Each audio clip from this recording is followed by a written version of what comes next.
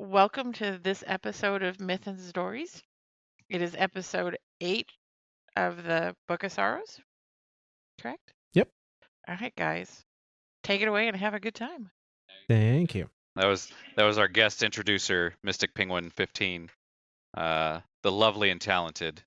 I have to say that as a disclaimer because she is my wife, and if I don't say it, I will be killed, and there will be no more myths and stories. It'll just be myths. Yeah, it'll just be myths. That's all it'll be. No stories, just myths. The Rasputin shot the traveler. Yeah, that'll be the whole thing. Oh, yeah. God, don't put that on me. It's just, boy, we're starting off good on this one. Well, welcome back, us. We had to take a quick break because I had to take a trip to California, and I am now back in the lovely state of Iowa, as cold and frigid as it is, and I love it.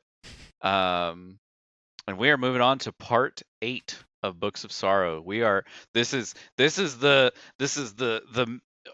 I don't want to say this is like the meat of it, but this is definitely like the heaviest part of it. I think is this.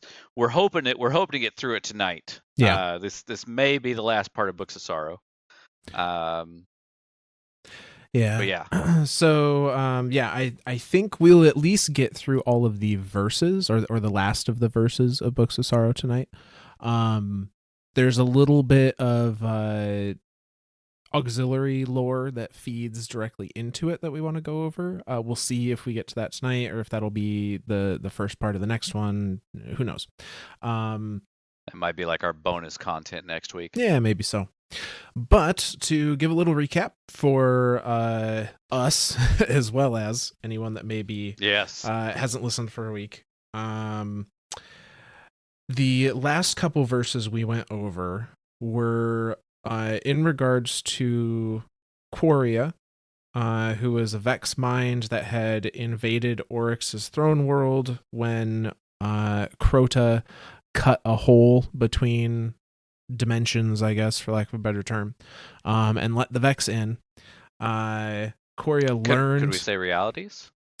I don't know if realities is quite. Dimensions probably isn't good either. Space and time. I think that's most accurate. Space and time. Ooh, we could bring it back to Petra's analogy and say he cut between the coins. Yeah. Or he made a bridge between two coins, between the ascendant plane and the plane that the Vex existed on. Yeah. How do you like them apples? There you go. So Quoria learned what the sword logic was, or at least learned that the Hive gained power through it, through this kind of religious devotion to the sword logic, developed religious tendencies within its little sub, group of Vex, to try and beat the Hive by becoming, through the sword logic, by becoming powerful through the sword logic. Needless to say, Oryx. That still blows my mind. It's crazy. That Vex developed religious tactics and employed them. Like that. That's still mind blowing to me. It is. It's cool, honestly. And we don't know when this happened in the grand timeline of the Destiny universe. I would like to believe that maybe this happened early, or I would say I would like to believe this happened pre-Vex in the Black Garden, and that Quoria learning religious tactics and uploading that to the Vex hive mind is what allowed the soul, was it the soul divisive, soul praetoriate? Yes. In the Black Garden to know what religion was enough to develop their own source of worship to the heart, the black heart there. Now there's a theory that has some legs. I like that idea. Yeah. So, regardless, Quoria lost because Oryx came home and there was no beating him. Not in his own house, especially. But he didn't. Whose house? Oryx's house. Yeah. No, that's totally what happened. Yeah, but he didn't kill Quoria. He took Quoria but left a little bit of free will there. And then gifted, which we still don't have a true reason why he did, like, why he left that little bit of free will, because everything about being taken is like, you serve me 100%, like you have no will of your own, and the fact that he left her a little bit of, like, it's intriguing to me, like, why would Oryx do that? Well, I think maybe because of what he did with Quoria, which was gift it to Savathun, and this was him leaving Quoria enough free will to potentially become a problem or be not completely controllable. Might have been his way of, sharpening Savathun, quote unquote, by nature of giving her something that could, harm her potentially in the future. Because the Hive screwed up. I was going to say, it's like a two-part thing, right? It's like I'm going to give you this thing that can potentially kill you and end you forever, which by nature of sword logic means that you were not meant to exist. Mm-hmm. Or it's going to make you stronger by you defeating it, and therefore proving sword logic right. It's very interesting. Sword logic is. It's very self-fulfilling prophecy sometimes. Yeah. But so that interaction happened between Oryx and Savathun and Quoria, and then we get this little excerpt from Xivu Arath as they are waging war against this group called the Harmony, which is where the Traveler is currently kind of stationed, is on this homeworld of the Harmony, this civilization called the Harmony. And they talk about a couple of interesting things here. So they refer to it as the Traveler instead of a Traveler, how it was referred to earlier in the Books of Sorrow, which could mean a number of things. We did talk about that last episode. Yep. It also refers to the fact that the Traveler created a singularity and an accretion disk, which is like a disk of energy that surrounds usually a black hole.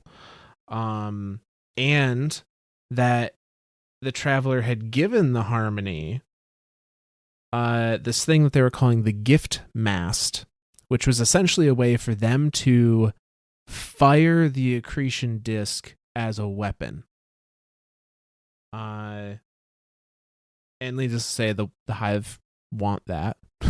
Of course. And they're trying to, just like every other powerful civilization that they've come across, they're just like, well, how can we kill it and to make it part of us, to make us stronger? Right. The other bit, the very last bit of verse 5:3, this was where Xivu Arath was talking. She refers to dragons. Specifically, she says, "Our gods should be ours alone. Their smug freedom is an insult to me. I would shut them all in cells." And I know we talked at length about that last episode. Oh my God, yes. That these dragons may very well be referring to the Ahamkara. And we quite possibly the home system. Yeah. Of the Ahamkara. Because this is the first mentioning of them, as far as I'm aware. Yep. This is the first mentioning of them in Hive history. Yes. Yep. So I think that's an important thing to note there too, because again, every time we cover the lore here, we're always trying to create these timelines and try to say, oh well, maybe this is what happened with this, and we had a really good breakthrough with that when we were talking about the last days on Kraken Mare, the Titan, the colony on Titan, and there's a singularity that happened, and we theorized that singularity that caused Titan to stretch and elongate and then collapse back into a sphere shape. We theorized that was the same singularity that Marasov could have been the privy to when she booped the darkness, and it was encompassing her ship. Yep. So yeah, I like that we're trying to create not just we're not just covering the timeline of the Hive. We're trying to cover like the entirety of Destiny and get all these puzzle pieces in line with each other to where they all kind of fit together. So I think that is an important thing to say, that this is the first time that dragons / Ahamkaras have been mentioned in all of Hive history specifically. Yeah. Yeah, no, that is good to point out, because they've been encountered at different points in the Destiny timeline by the various races. So yeah. But that leads us into the first verse that we're going to start with tonight, which is verse 5-4. Still very much focused around the harmony and the harmony system and the gift mast weapon. And it goes into some interesting territory here as we get towards the end of verse 5, which is the last verse in the Books of Sorrow. So, 5-4 goes as such. The gift mast. It towers above this star system like a monument to treason. It beams with silver light. It sings a radio lullaby made of soothing lies. In its light live the harmony, and they are now our prey. Now arrives Xivu Arath at the head of her armada. She fights the harmony for 50 years with strategies and discipline. But the harmony turn to dragon wishes, and their wishful bishops wrestle Xivu in the ascendant plane. Xivu falls into deadlock. Next arrives Savathun, flanked by her chorus and her celebrants. They trick their way onto Anaharmony in disguises, so that they might vivisect these dragons. The worm, our god, laughs and laughs. For 100 years, Savathun keeps secret covens among the harmony. But first of all was Oryx, whose brood grew in secret places in the rubble of the accretion disk. The first navigator sends rocks and comes to crash into the harmony worlds so that the harmony fleet will be disarrayed. He sends cedars to infiltrate the harmony worlds with his broods. Here at the center of the 5th book, the Hive has grown so mighty that it has made the annihilation of all false life routine. Xivu Arath kills the wishful bishops, and the Savathun achieves some secret purpose, and Oryx's court tears down the gift mast. The harmony people wail in terror, and they throw themselves into the silver lakes of Anaharmony to drown. Come, saith Oryx, eat of the gift mast, for I am a generous god. Of its pieces I claim only 2 out of every 5. The mast is full of the light of the traveler. It is full of the marrow taste of sky. All who eat of it are filled with the ecstatic certainty that they serve a great and necessary purpose. Then saith Savathun, Siblings, listen, we must part ways a while, so that we may grow different. She flies her war moons into the black hole, her throne becomes distant. Saith Xivu Arath, King Oryx, you take up too much space. Your power constrains too many choices. I must go away from you. She flies her war moons away into the night. Her throne is barred shut. Then Oryx was alone. He spent a while in thought, and those thoughts are recorded here. So that's the end of 5-4. A few things picked up on right away.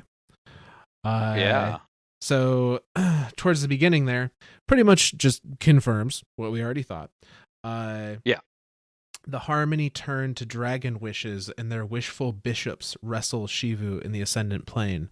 Now, I think what they're saying here is that the wishful bishops, from the feeling that I get, is that those are the people making wishes to the dragons, not necessarily that the dragons themselves are invading the ascendant planes. That's what I was thinking, and that's very the way that is to me at least interpreted. That's very in line with everything that we've seen with them. Like the dragons themselves don't necessarily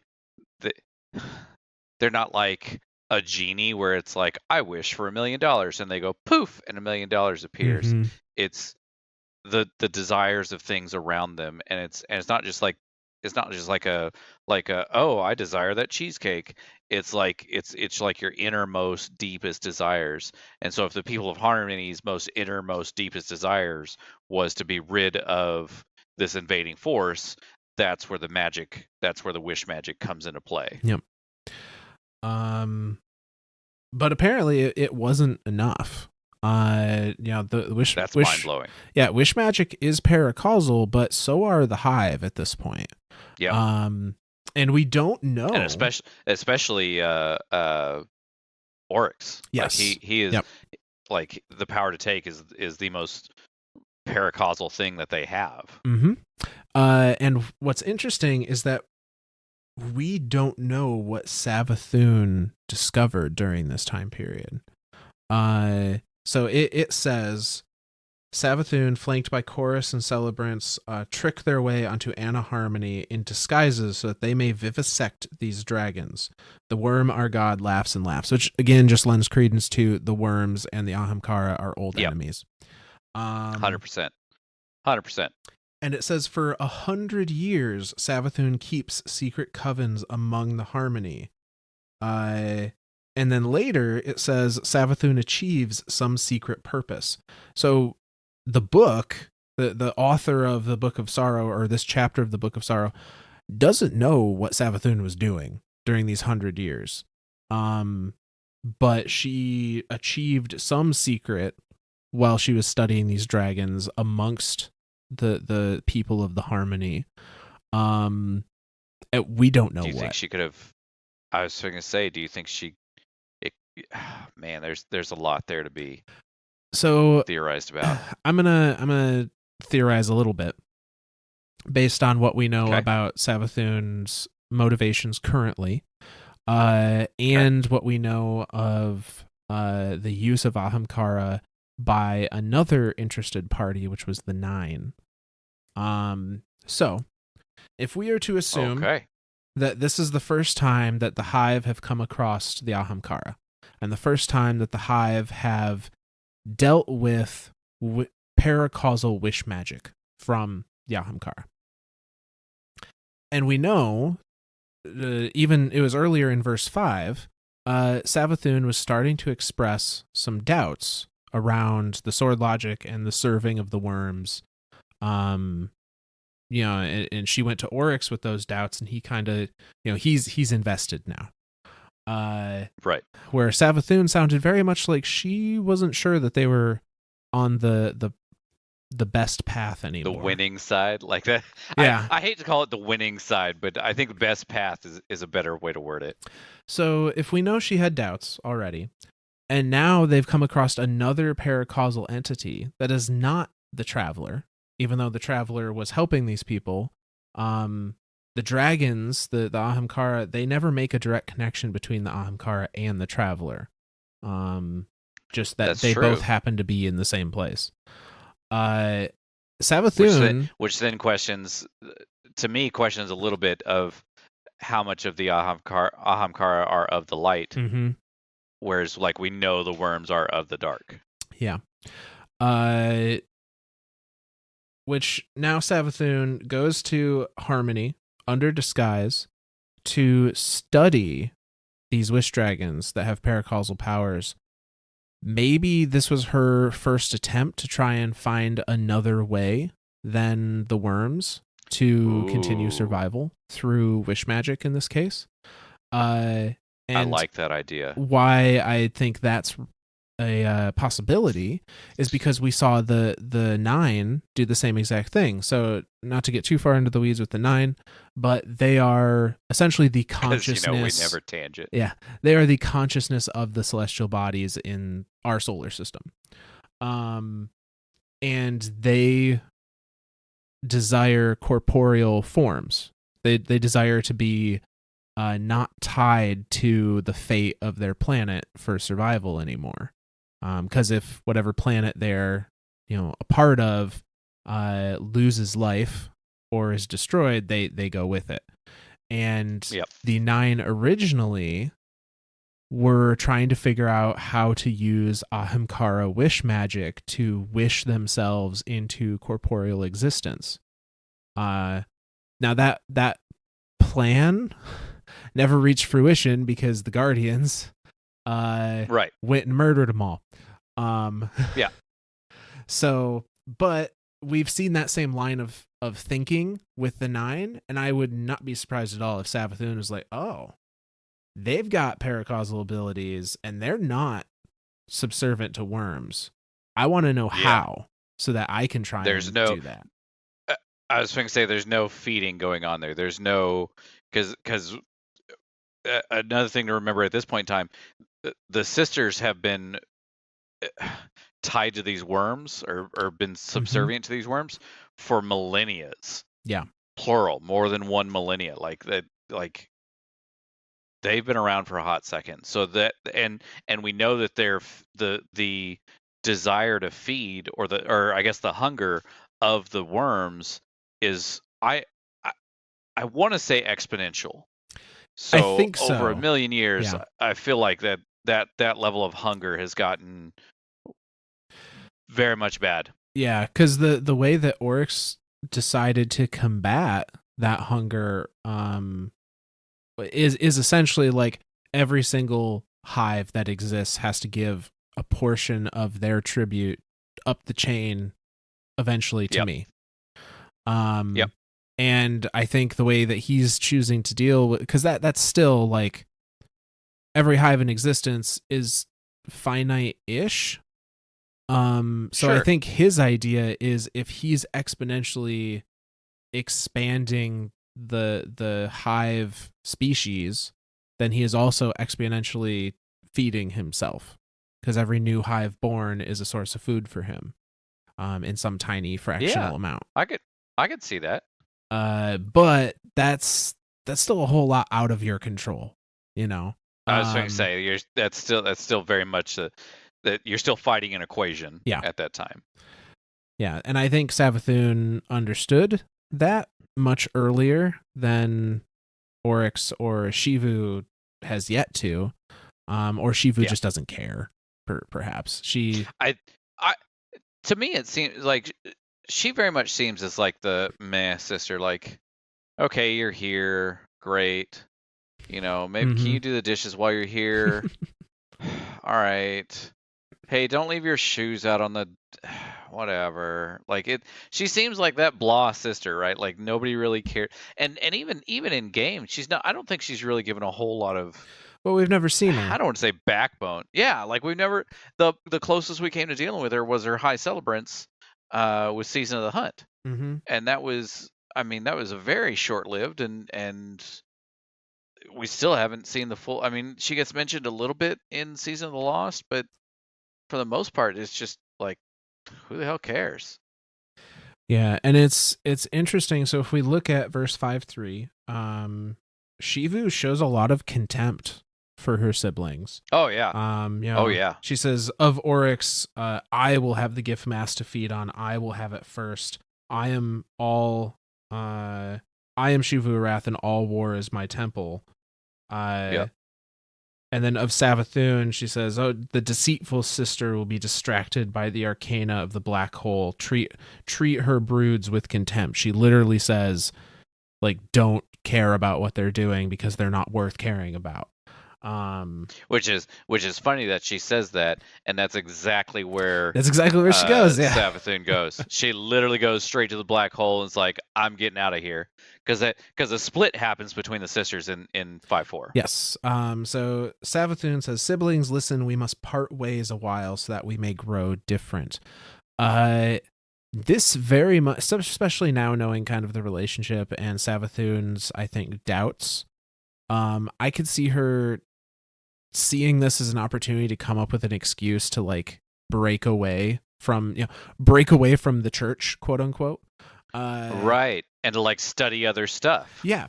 And if she's going I think that leads more credence to your idea with the Ahamkara. Yeah, and if she's going into a black hole, if that's where she's disappearing into, black holes, generally speaking, my very rudimentary knowledge of black holes and relativity is that the closer to the event horizon you get, the slower time is for you, although it will feel like normal time is passing for the person in that area. But from any that's what observer that one episode outside, of Stargate taught me. Yeah, right.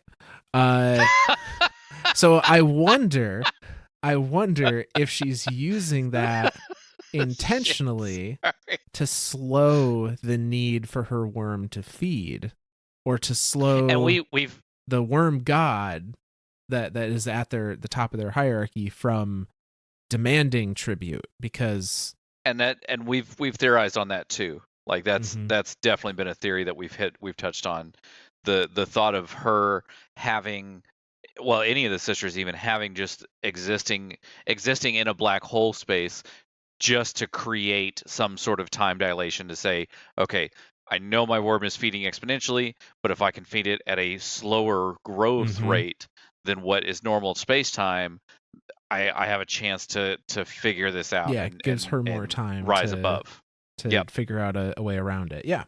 So Savathun goes into a black hole. Xivu Arath just like flies off. just leaves. She's like, Oryx, you're too much. You know, you have a California king for just yourself, and I've got the twin bed. I'm getting out of here. Bye. Pretty much. Bye. So we don't know what she's doing or what her motivation is really, other than just she doesn't want to deal with Oryx anymore. And she. So who initiates the split? So Savathun is the one that first says that they should part ways.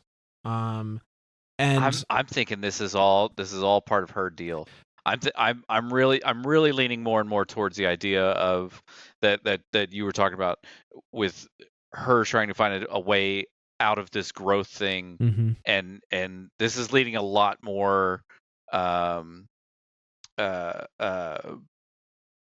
to the current season of Savathun saying, I've never lied about anything. I've told you exactly what I'm trying to do. Like, I'm curious how much of this is literally her just saying, we screwed up. How do we fix this? And my sisters are too far gone. Screw them. If they don't want to be fixed, I don't care anymore. I just want it to end. Yeah, no, which is funny because all she wanted to be was a broodmother, and from our understanding of the krill, the original species of the hive, that broodmothers were actually lived longer than everyone else. But I guess after a millennia, longer. You're kind of like, you're right. Yeah. Well, I mean, significant is a relative term, I think. Yeah, significantly longer to the when your 5-year lifespan is 10 years. Yeah. If your lifespan is 10 years, significantly longer could be 20 years. And now Well, I think Tauix was referenced as being I guess I don't know if they ever put a number on it. You're right. But I don't know if they did or if they didn't. They imply either way, Tauix lived for quite some time, even after leaving Fundament. Right. Because they come across her in cryo. They come across a ship that has record of her being in cryo. That has record of her. Yeah. From her being in cryo. That's right. Tauix has not ever shown up in game or out of game, as far as I'm aware. So. So yeah, Savathun I think uses this as a convenient means to be like, hey, we should go different directions and find ourselves, and I'm gonna go in this black hole. Bye. And then Xivu Arath, I think, takes this as the opportunity to be like, oh well, if Savathun's peacing out, I'm gonna use the same excuse to get away from Oryx, get away from his, overpowering presence where he gets to make all the decisions and he gets to dictate everything.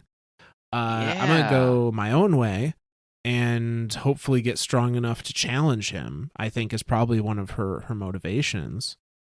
I think so too. And I think that's What's interesting here is that it says her throne is barred shut, which Savathun's throne is in a black hole. So, like, it's kind of understandable that might be unreachable under conventional means through the Ascendant Plane. But Xivu Arath seems to just have, like, locked hers down to the point where no one, not even Oryx, can get in, which is an interesting thought. Yeah. So, I mean, you'd think somebody would have a spare key to the house, but well, and it also lends an idea of, like, why has that not been used before? Why did Crota, I mean, maybe hubris, but why did Crota or Oryx not lock their throne down so that we couldn't invade and murder them? Good question. I guess. I mean, I personally, if I had a realm where I was invincible and couldn't be killed in, I'd want to find a way to, maybe lock the door. Right. But I suppose an argument could be made that their need to feed would not allow them to. Like if Oryx's whole thing is he needs to understand everything, is infinite curiosity. I don't know that he locks everything out, he doesn't have any access to curiosity. Right. I see where you're going with that. Yeah. And Crota. Okay. Yeah, I can agree with that one. Crota, I'm not sure what his nature was that he was feeding. I feel like it was something violent. Crota's just a shit kid, Well, and he was probably full of himself. What are you doing, sisters? Oh, we're just killing ourselves over and over. Oh, okay, cool. Can I join? Yeah. No. But if anything, Crota's probably full of himself too, because he's like, oh, I think 6 guardians are invading. I've killed literally thousands of them. Yeah, I'm not as strong as I was then, but, like, come on, what are they gonna do to me? What are they gonna do? Steal my sword and murder me with it? So shit. Yeah, they will. Yep. But I just found the idea that you could lock a throne world interesting. Yeah. And so Oryx was like, just found himself alone and had time to think, kind of. And supposedly what his thoughts are recorded in the next verses. So I will say these verses again seem to be written from the perspective of the Hive worshippers about Oryx, their god, versus like it's less journal entries like we've seen before. Yeah. So this is verse 5:5 called Apocalypse Refrains. This is our message to the things that we will kill. A species which believes that a good existence can be invented through games of civilization and through laws of conduct is doomed by that belief. They will die in terror. The lawless and the ruthless will drag them down to die. The universe will erase their monuments. But the one that sets out to understand the one true law and to perform worship of that law will by that design gain control over their future. They will gain hope of ascendance, and by their ruthlessness they will assist the universe in arriving at its perfect shape. Only by eradicating from ourselves all clemency for the weak can we emulate and become that which endures forever. This is inevitable. The universe offers only one choice, and it is between ruthlessness and extinction. We stand against the fatal lie that a world built on laws of conduct may ever resist the actions of the truly free. This is the slavery of the traveler, the crime of creation, in which labor is wasted on the construction of false shapes. If you choose to fight us with everything you have, with all of your laws and games. We will prove our argument thus. This is mostly the Hive showboating. Oh, 100%. Look at you and your magical traveler. We got, yeah, you're fucked. Yeah. That's literally what it is. Like, that's, yeah. Our team's better than your team. Team Hive, yeah. Go Team Darkness. Whoa! suck it, team good, suck it, team light. Yeah, that's what's happening here. This is all just they mention, you know, the knowledgeable one that's clearly Oryx, like just saying, you know, Oryx knows what he's doing. Come at us with everything you got. You're still gonna fail, thus proving sword logic correct. You know, you are such a the idea of civilization and the light is such a perversion and just a false sense of hope, essentially, and such anti-final shape that it's just wrong. It should just be, you know, it should be eradicated. Like everything about it is just bad. Yeah. At least in the eyes of the Hive, it seems. Right, and the one line in particular that I think is noteworthy here. It says the lawless and the, you know, they let me find it here. A species which believes that a good existence can be invented through games of civilization and through laws of conduct is doomed by that belief. The lawless and the ruthless will drag them down to die. So essentially the Hive are saying, like, even if you try and build a good, lawful civilization, there's always going to be those that break the law or don't follow the rules, and they are technically the truly correct ones because they are the ones that are asserting their will to exist over, you know, those that would try to you know, make them conform otherwise. Boy, that's not a Jesus. That's yeah. If that's not a philosophical thing. Whoa. So we're gonna lock that in a throne world and keep that locked away. And we're gonna go on to the next verse. Yes, we are, because that's ho, ho, ho, ho, ho. That's a landmine. I see it, and I'm walking around it. I mean, it's clearly it's literally like the Wile E. Coyote of landmines, right? Like it's like all the little arrows pointing like free bird seed, and you're like, don't, no. You fucking guy, like, what are you doing? So that brings us to verse 5-6, which does appear to be authored by Oryx. But it's more of a letter to the people versus a like journal entry he's writing for himself. To the people of the Hive? Or? Yeah, to the Hive specifically. Okay. Verse 5-6. All is well, Ayat. What is at war is healthy. What is at peace is sick. My son Crota feeds me rich tribute. My lineages are strong. My worm is vast and satiated. And with that security, I can spend my time on study and communion with the deep. As I learn more secrets, my power grows. As my power grows, I use it to learn more secrets. Ayat. Let it be thus, because it must. I wonder if my sisters have secrets of their own.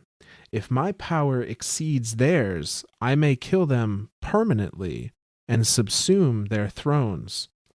But I think they have strength that they hide from me, developed in time of separation. Ayat. The only meaningful relationship is the attempt to destroy. Savathun asks if I am as much a slave of the deep as my taken. She asks what price I pay for my power. I am not taken. The Hive is not the deep. The deep doesn't want everything to be the same. It wants life, strong life, life that lives free without the need for a habitat of games to insulate it from reality. When I make my taken, I make them closer to perfect. I heal their wounds and enhance their strengths. This is inherently good. Ayat, the only right is existence. The only wrong is non-existence. I am Oryx, the first navigator, the taken king. Ayat, let me be what I am, because to be anything else would be fatal. This reads like a sermon, is what it reads like. 100%. 100%. Like this is like, especially the IOTs over and over again, because that's like we talked about that before. That's the so let it be written, so let it be done. Like that's he's literally like he's proclaiming himself all powerful. I don't want to say he's not proclaiming himself God. No, but pretty damn close. Yeah, he's saying that his worm is fed, all is good. He has the ability to learn secrets that grant him power that he then uses to learn more secrets. He's very much proclaiming to his people, proclaiming to the Hive, like, I am greater than anyone else. And the only reason that I don't strike down my sisters and take their power is because I think they're hiding things from me. Yep. But yeah, very, very much sounds like a sermon. Sounds like a Hive Sunday, I guess. I want to know what a Hive hymn sounds like. Oh, wait, it's just a death song. Yeah. And people die from it. And half Didn't the congregation that just blow your mind? falls over.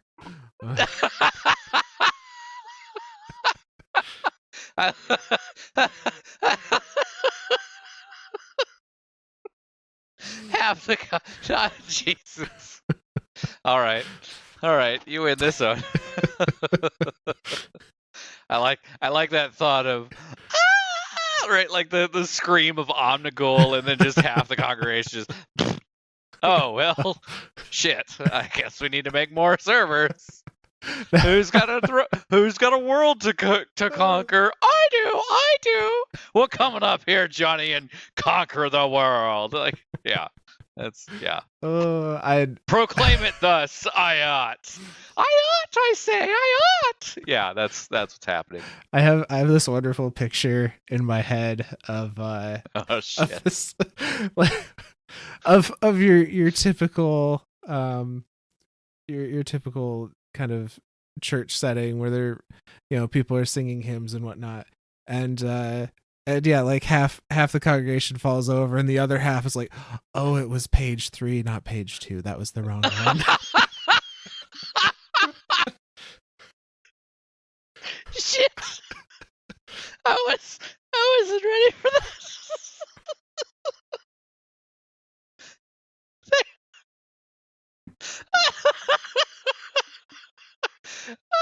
It was page 3, not 20. Oh god. Oops.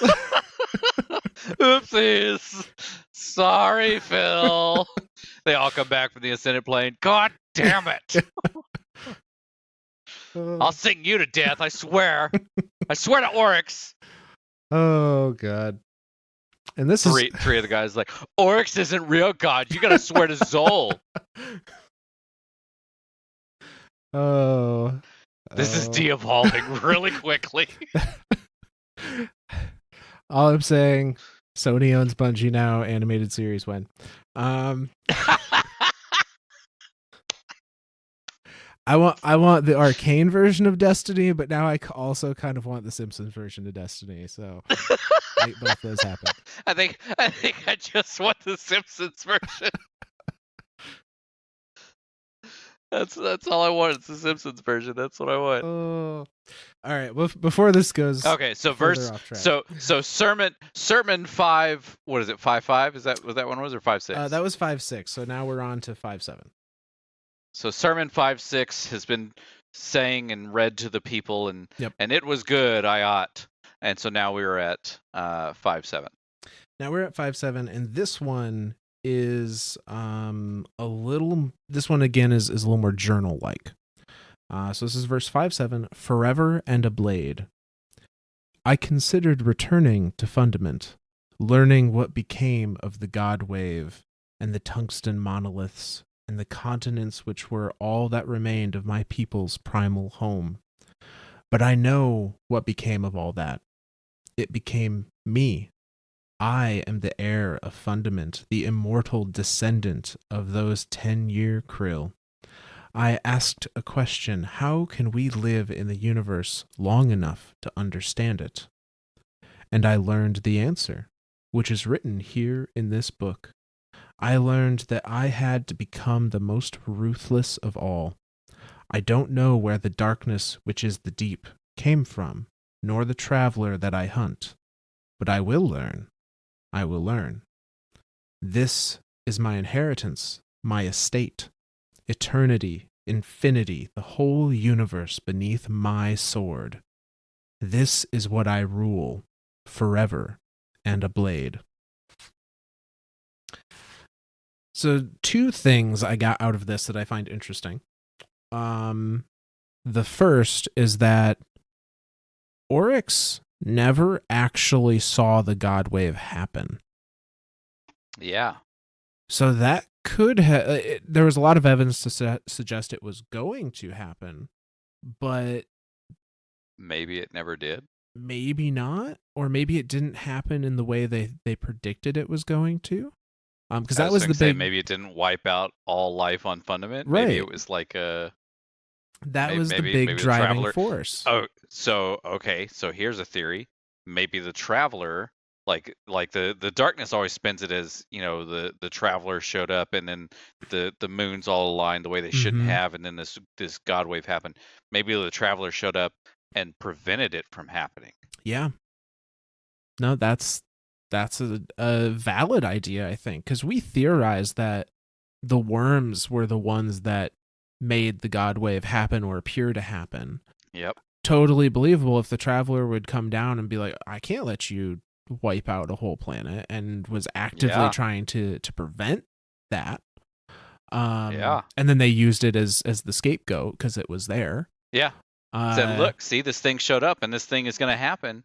We said it was going to happen. We must be God. Like, we're gods. Like, oh, man. And that was the big original kind of push for the Oryx, or at that time Arash, and the sisters to accept the worm's power, because like they were on a clock, not only due to a limited lifespan, but because there was this like world-ending cataclysm hanging over them.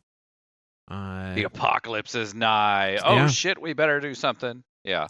So it'd be interesting if anyone ever did go back to Fundament and found that it never happened.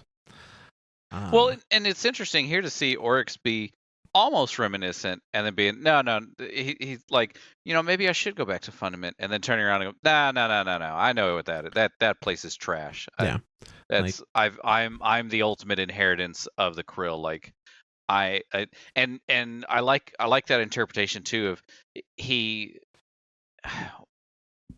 I think it says he wished to understand the universe, to live long enough to understand the universe. Yeah, he goes, I asked a question, how can we live in the universe long enough to understand it?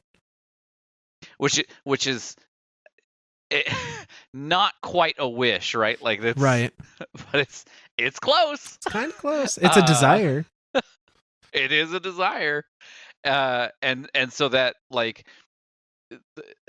it's funny to think of that as like, okay, well, the answer is you can't. You would literally have to live forever. And so therefore it has been granted. Therefore, you know, like it's been granted, but it's been granted with a condition that is not beneficial for you. Right. Sounds an awful lot like Wish Dragon magic. Just maybe long lost brothers. Who knows? Yeah.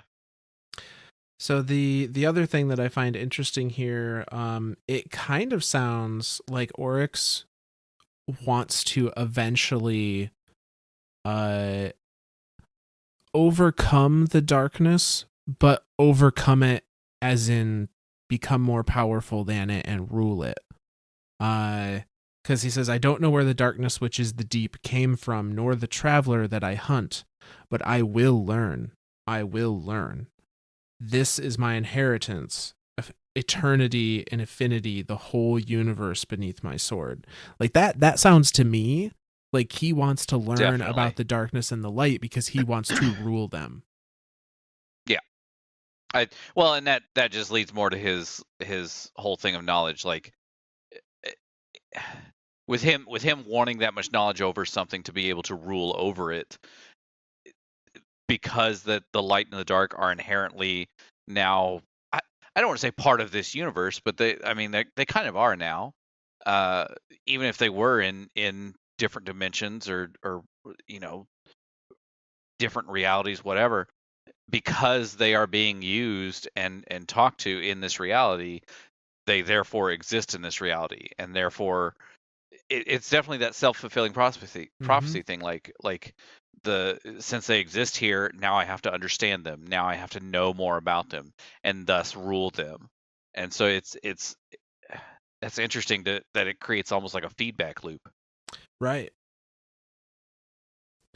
Yeah, no, I think Oryx's grandmaster plan was to just, he believes so wholeheartedly in the sword logic and the sharpening of the universe to the final shape that he believed the darkness was not exempt from that the darkness had to prove its right to exist just as much as everything else.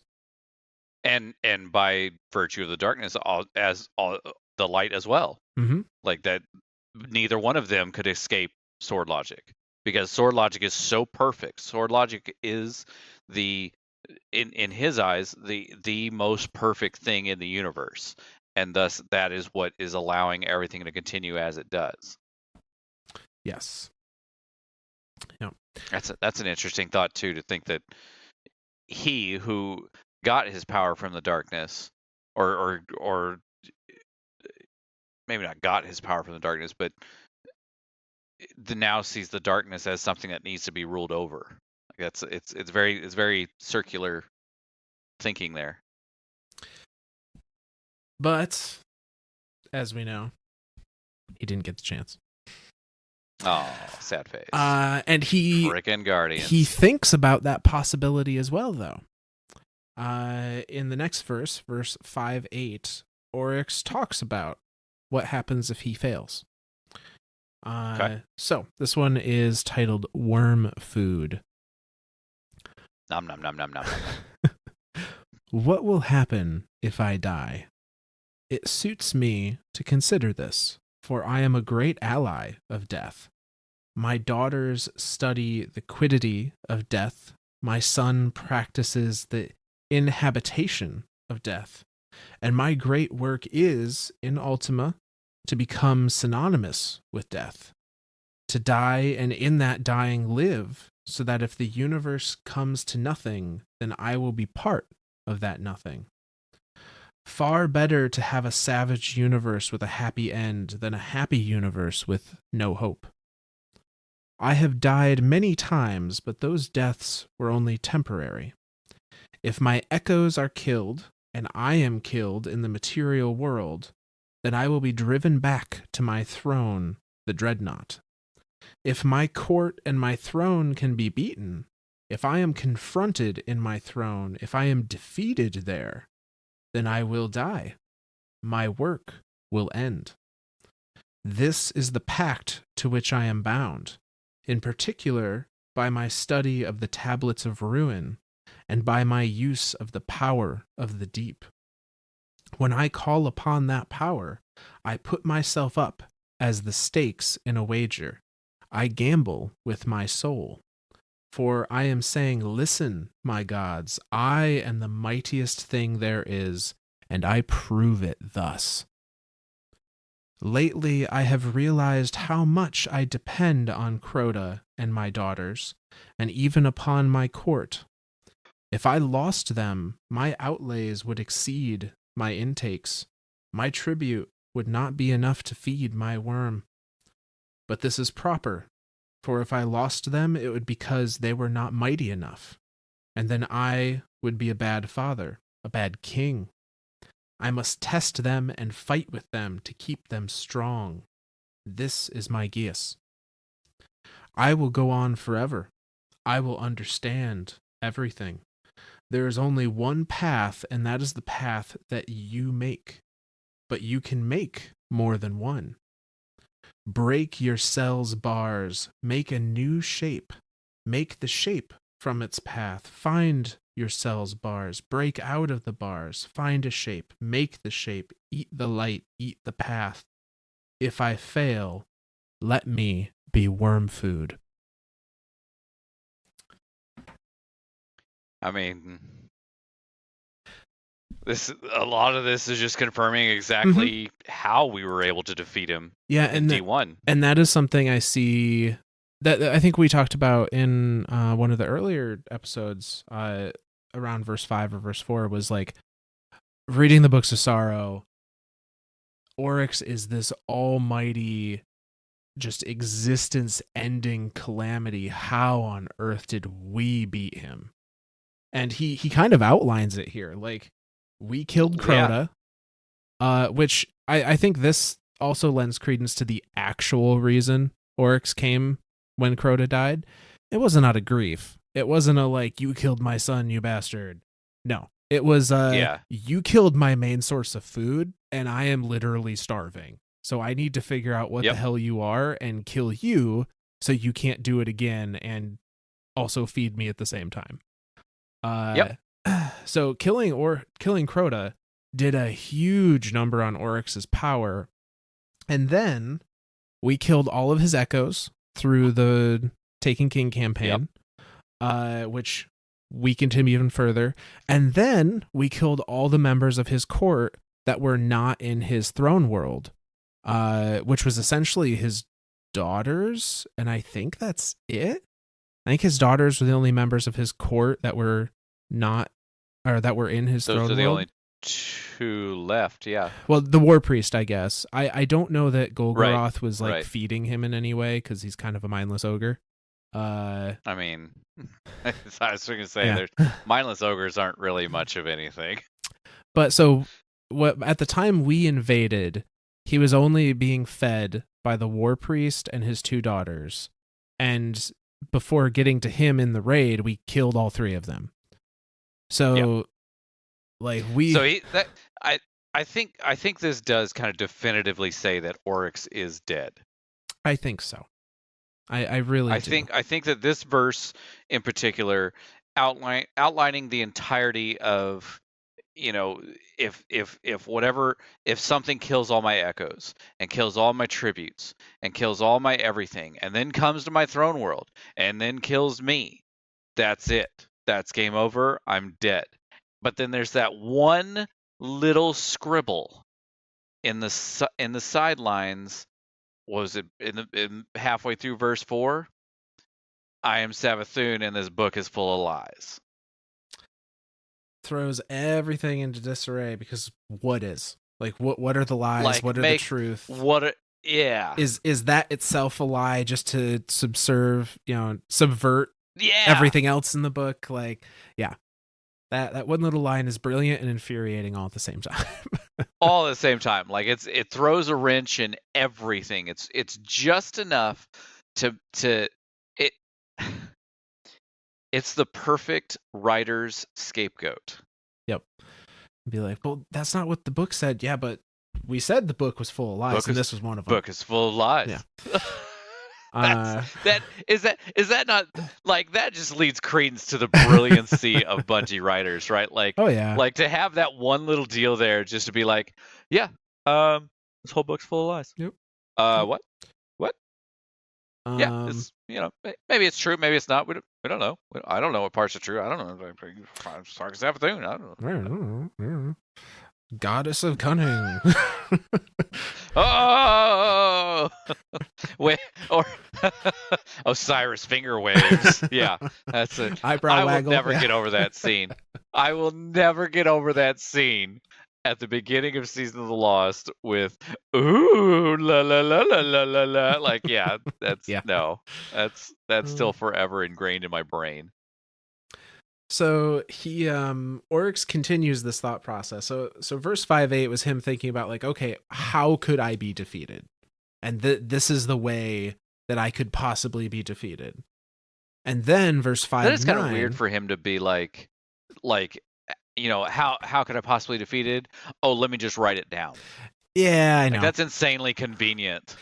Granted, the Guardians do not have access to this at the I suppose one could argue you went and got... No, actually, now that I think about it, I'm pretty sure the calcified fragments that gave you these verses were in Oryx's throne world. Were in the I was King's going to Fall say raid. there was what there was 4, or there were 6 of them in King's Fall. Yeah, I don't remember the number, but I think they were all the last verses, and I think this was one of them. I think you're right.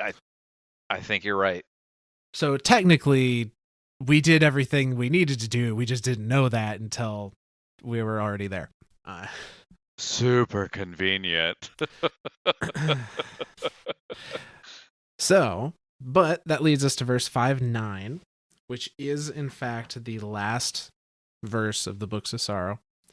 Oh shit! Where Oryx is talking about what happens if his death comes to pass. Okay. So verse 5:9, I'll make sure. I have made preparations. If I am defeated, I know it will be because my understanding of the universe was incomplete. I failed to anticipate some strategy, some nemesis. Perhaps Tauix, if she still lives.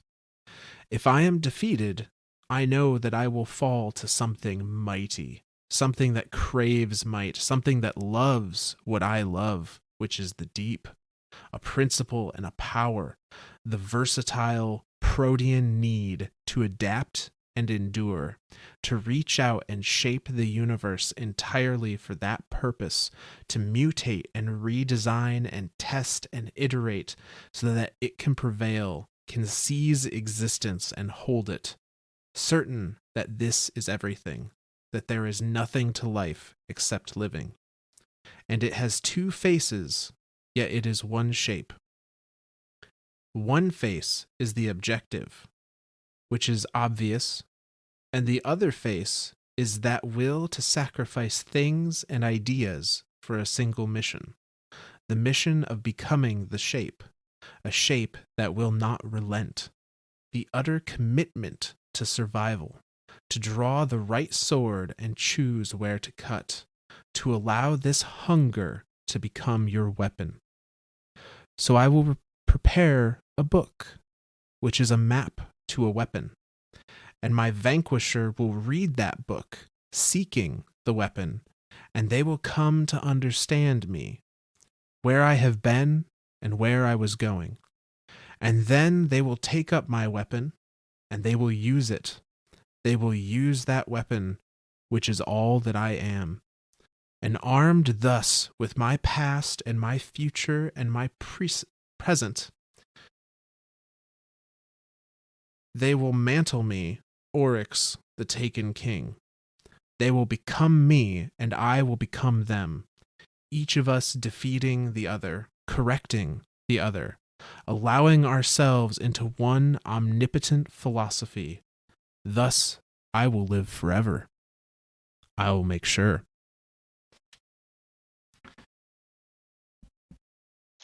Well, So, Oryx seems pretty confident that if something out there is mighty enough to beat him and kill him for good, then it means it is a greater prevailer of the darkness and the sword logic than he is.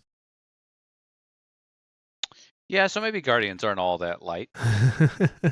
Well, so yes and no. Okay. So I don't think that Oryx was 100% incorrect, but I don't think he was 100% correct either. Okay. And actually, I wanna talk about a couple of other entries before we really dive into that, which we are, I think, going to be able to get through. So this is... I was going to say that there's a couple of entries that I definitely want to touch on, because the end of that, talking about the weapon, yeah. I think this is a direct reference to Touch of Malice. It absolutely is. Because if I recall correctly, you have to collect all the calcified fragments, which are the pages of the Books of Sorrow, in order to get the quest to then make the Touch of Malice. So when he was saying, I'll build a book that will lead them to make this weapon, it's literally the book we just read. But no, so there are 3 lore cards I want to touch on. I want to talk about at least 2 of them, maybe all 3, before we really theorize what was going on with Oryx and his defeat by the Guardian Hands. Okay. So the first of those is titled Oryx Defeated. And this is from the point of view of Toland the Shattered.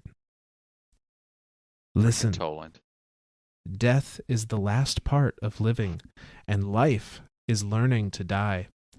The song is the same as the singing. The last truth commands me to eat all the light in the sky. I will go on forever.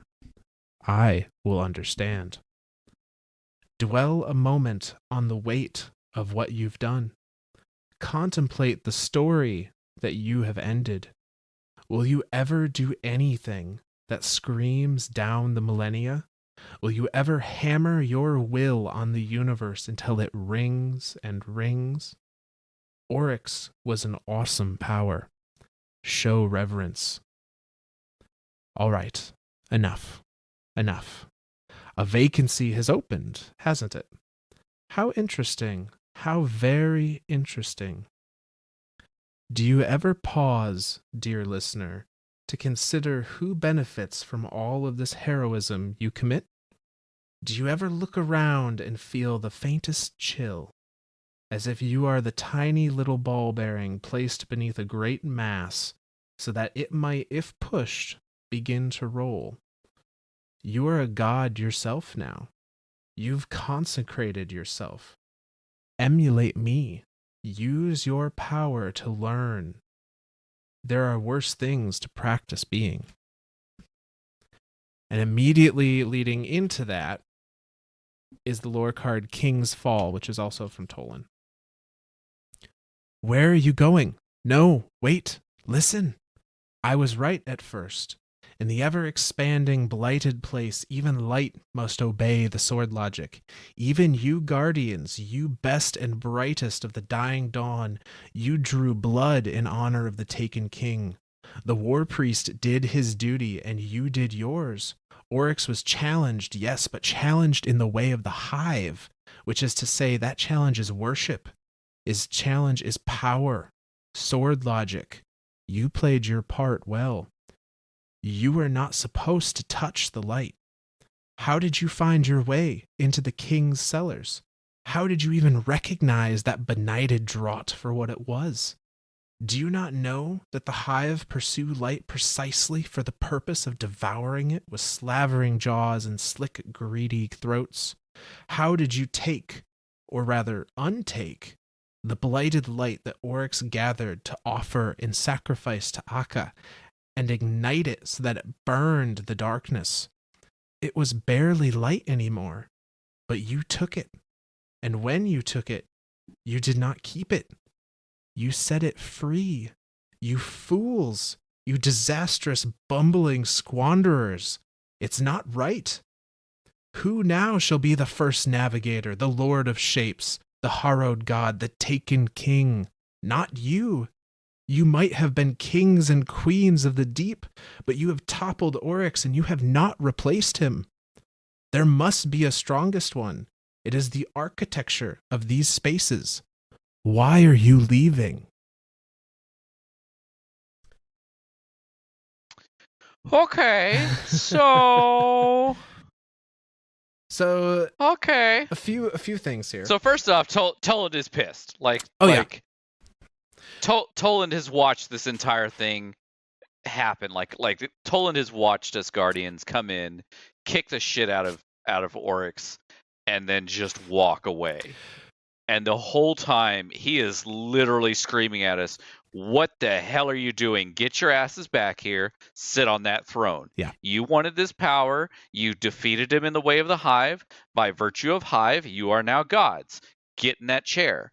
Where are you going? What the hell? You even did it with light. You untook light. Like, how did you even, like, so even Toland doesn't fully understand how the hell we beat him. So I think there's a couple interesting points here. So the first lore card, Oryx Defeated, is essentially Toland saying, Like, you do not understand the being that you have just ended. Give Right. reverence to this thing that has literally shaped the universe that you have now unmade. Like good job, but and he's also maybe saying, he's also saying, like, you are a god now. Like, you have done all the steps you need to do to be what Oryx was. As far as and the next lore card, I think, has a couple different meanings in it. So the King's Fall lore card, which is Toland yelling at us, like, where are you going? Stay here, assume the throne. So part of it is exactly that. Part of it is him saying, like, you are supposed to now be the taken king. Like, there must always be a king kind of vibe. However, I think it's also worth noting him talking about how we did it. So we challenged Oryx in the way of the Hive. We challenged Oryx in the way of the sword logic. We killed him not using sword logic. What I mean by that, so he says you were not supposed to touch the light. Did you not know that the Hive pursue light precisely for the purpose of devouring it? How did you untake that blighted light and ignite it so it burned the darkness? It was barely light anymore, but you took it, and when you took it, you did not keep it. You set it free. So the whole point of the Hive, when it comes to light, is to eat it, is to devour it for power. If we were still challenging Oryx in the way of the Hive, my interpretation is that we would have found that light and we would have consumed it to make ourselves more powerful, to then kill Oryx in that manner.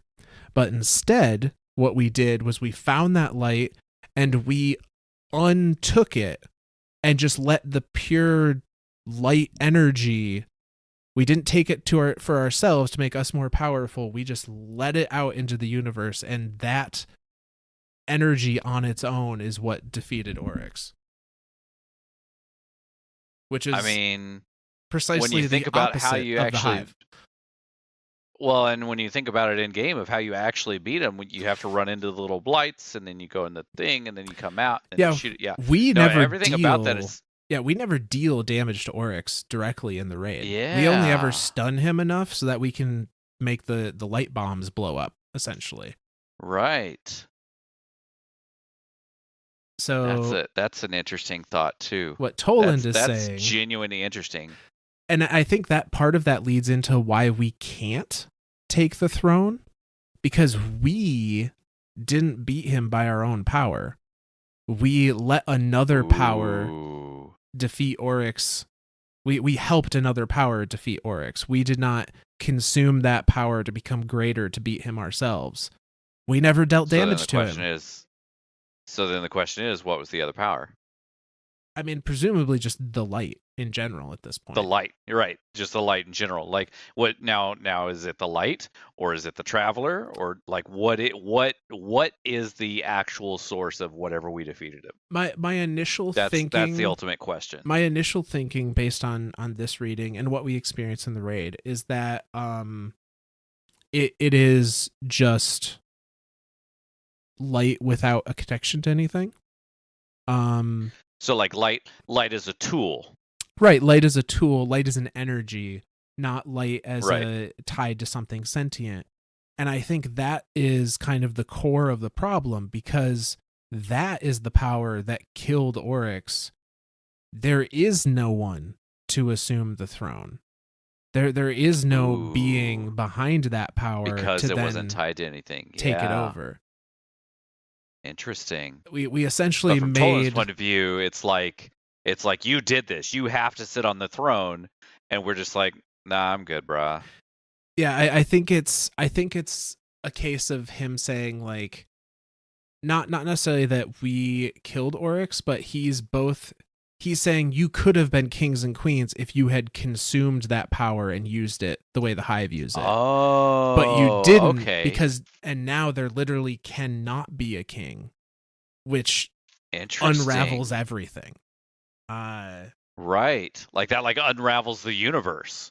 Unravels the Hive, the whole Hive I mean, hierarchy. for sure, absolutely. Well, and by nature of that, the entire universe, because of the millennia that the Oryx spent traveling the universe and shaping it in the way that he wanted it shaped, where he is part of the final shape. Like in his mind, he should be the final thing, or part of the final shape according to sword logic. And so in his eyes, the universe is the Hive is the universe, and the universe is the Hive. Yeah. Yep. And that's so by killing him, like you've now unmade the universe. You have forever changed the course of the universe. I think that's a better way to put it. I think that's definitely a better way to put it. So the other bit, because all that shit that he's done still still exists happens out there. Like you didn't bring all that stuff happened. Yeah, you didn't bring Harmony back. You didn't bring the Ecumene back. Didn't bring the Ecumene. Yeah, absolutely. But what Oryx intended to be a eternal tirade, through the universe till the very end, he assumed that either it was going to be completed by him or his mission would be completed by whatever's powerful enough to beat him. And that's not the case, because right, what beat him doesn't have a sentience, and we aren't after his power. We were purely there as a way of defending, humanity, the solar system. The other bit, the last little bit I want to focus on in this, the King's Fall entry, is specifically, he says, Tolan says, "How did you take, or rather untake, the blighted light that Oryx gathered to offer in sacrifice, and ignite it so that it burned and burned the darkness?" So take and untake are capital T's. And why I think this is relevant. So I mean that presumes that taken can be untaken. When Oryx takes something, a being, from earlier in the Books of Sorrow, what he's literally doing is he is teleporting them to stand in front of the darkness, to stand in front of the deep. And that experience, whatever happens to them when they stand in front of the deep, is what takes them. They come out of that experience as taken. It's like looking into the eyes of God type thing. Yeah. Yep. Presumably, if he takes light in the same way, if he took this little ball of light, let's say, and put it in front of the darkness, and it turned into a blight. This also makes me wonder, is every blight we've ever come across with the Taken like literally just light energy that's been converted? I think it is. But so he has this light. Like this entry leads me to believe that it is. Right. So he has this ball of light that he has turned into a blight and is storing to use as tribute in sacrifice it as tribute to the worm gods. And that means that we were able to come in to his throne and not only find the store of blight, of used to be light, we untook it. We unmade. So previously, the equation from meeting with the darkness, meeting with clarity, as Clovis Bray, object A is exposed to darkness and now permanently becomes object B. This entry suggests to me that we somehow have the ability to undo that. Holy shit.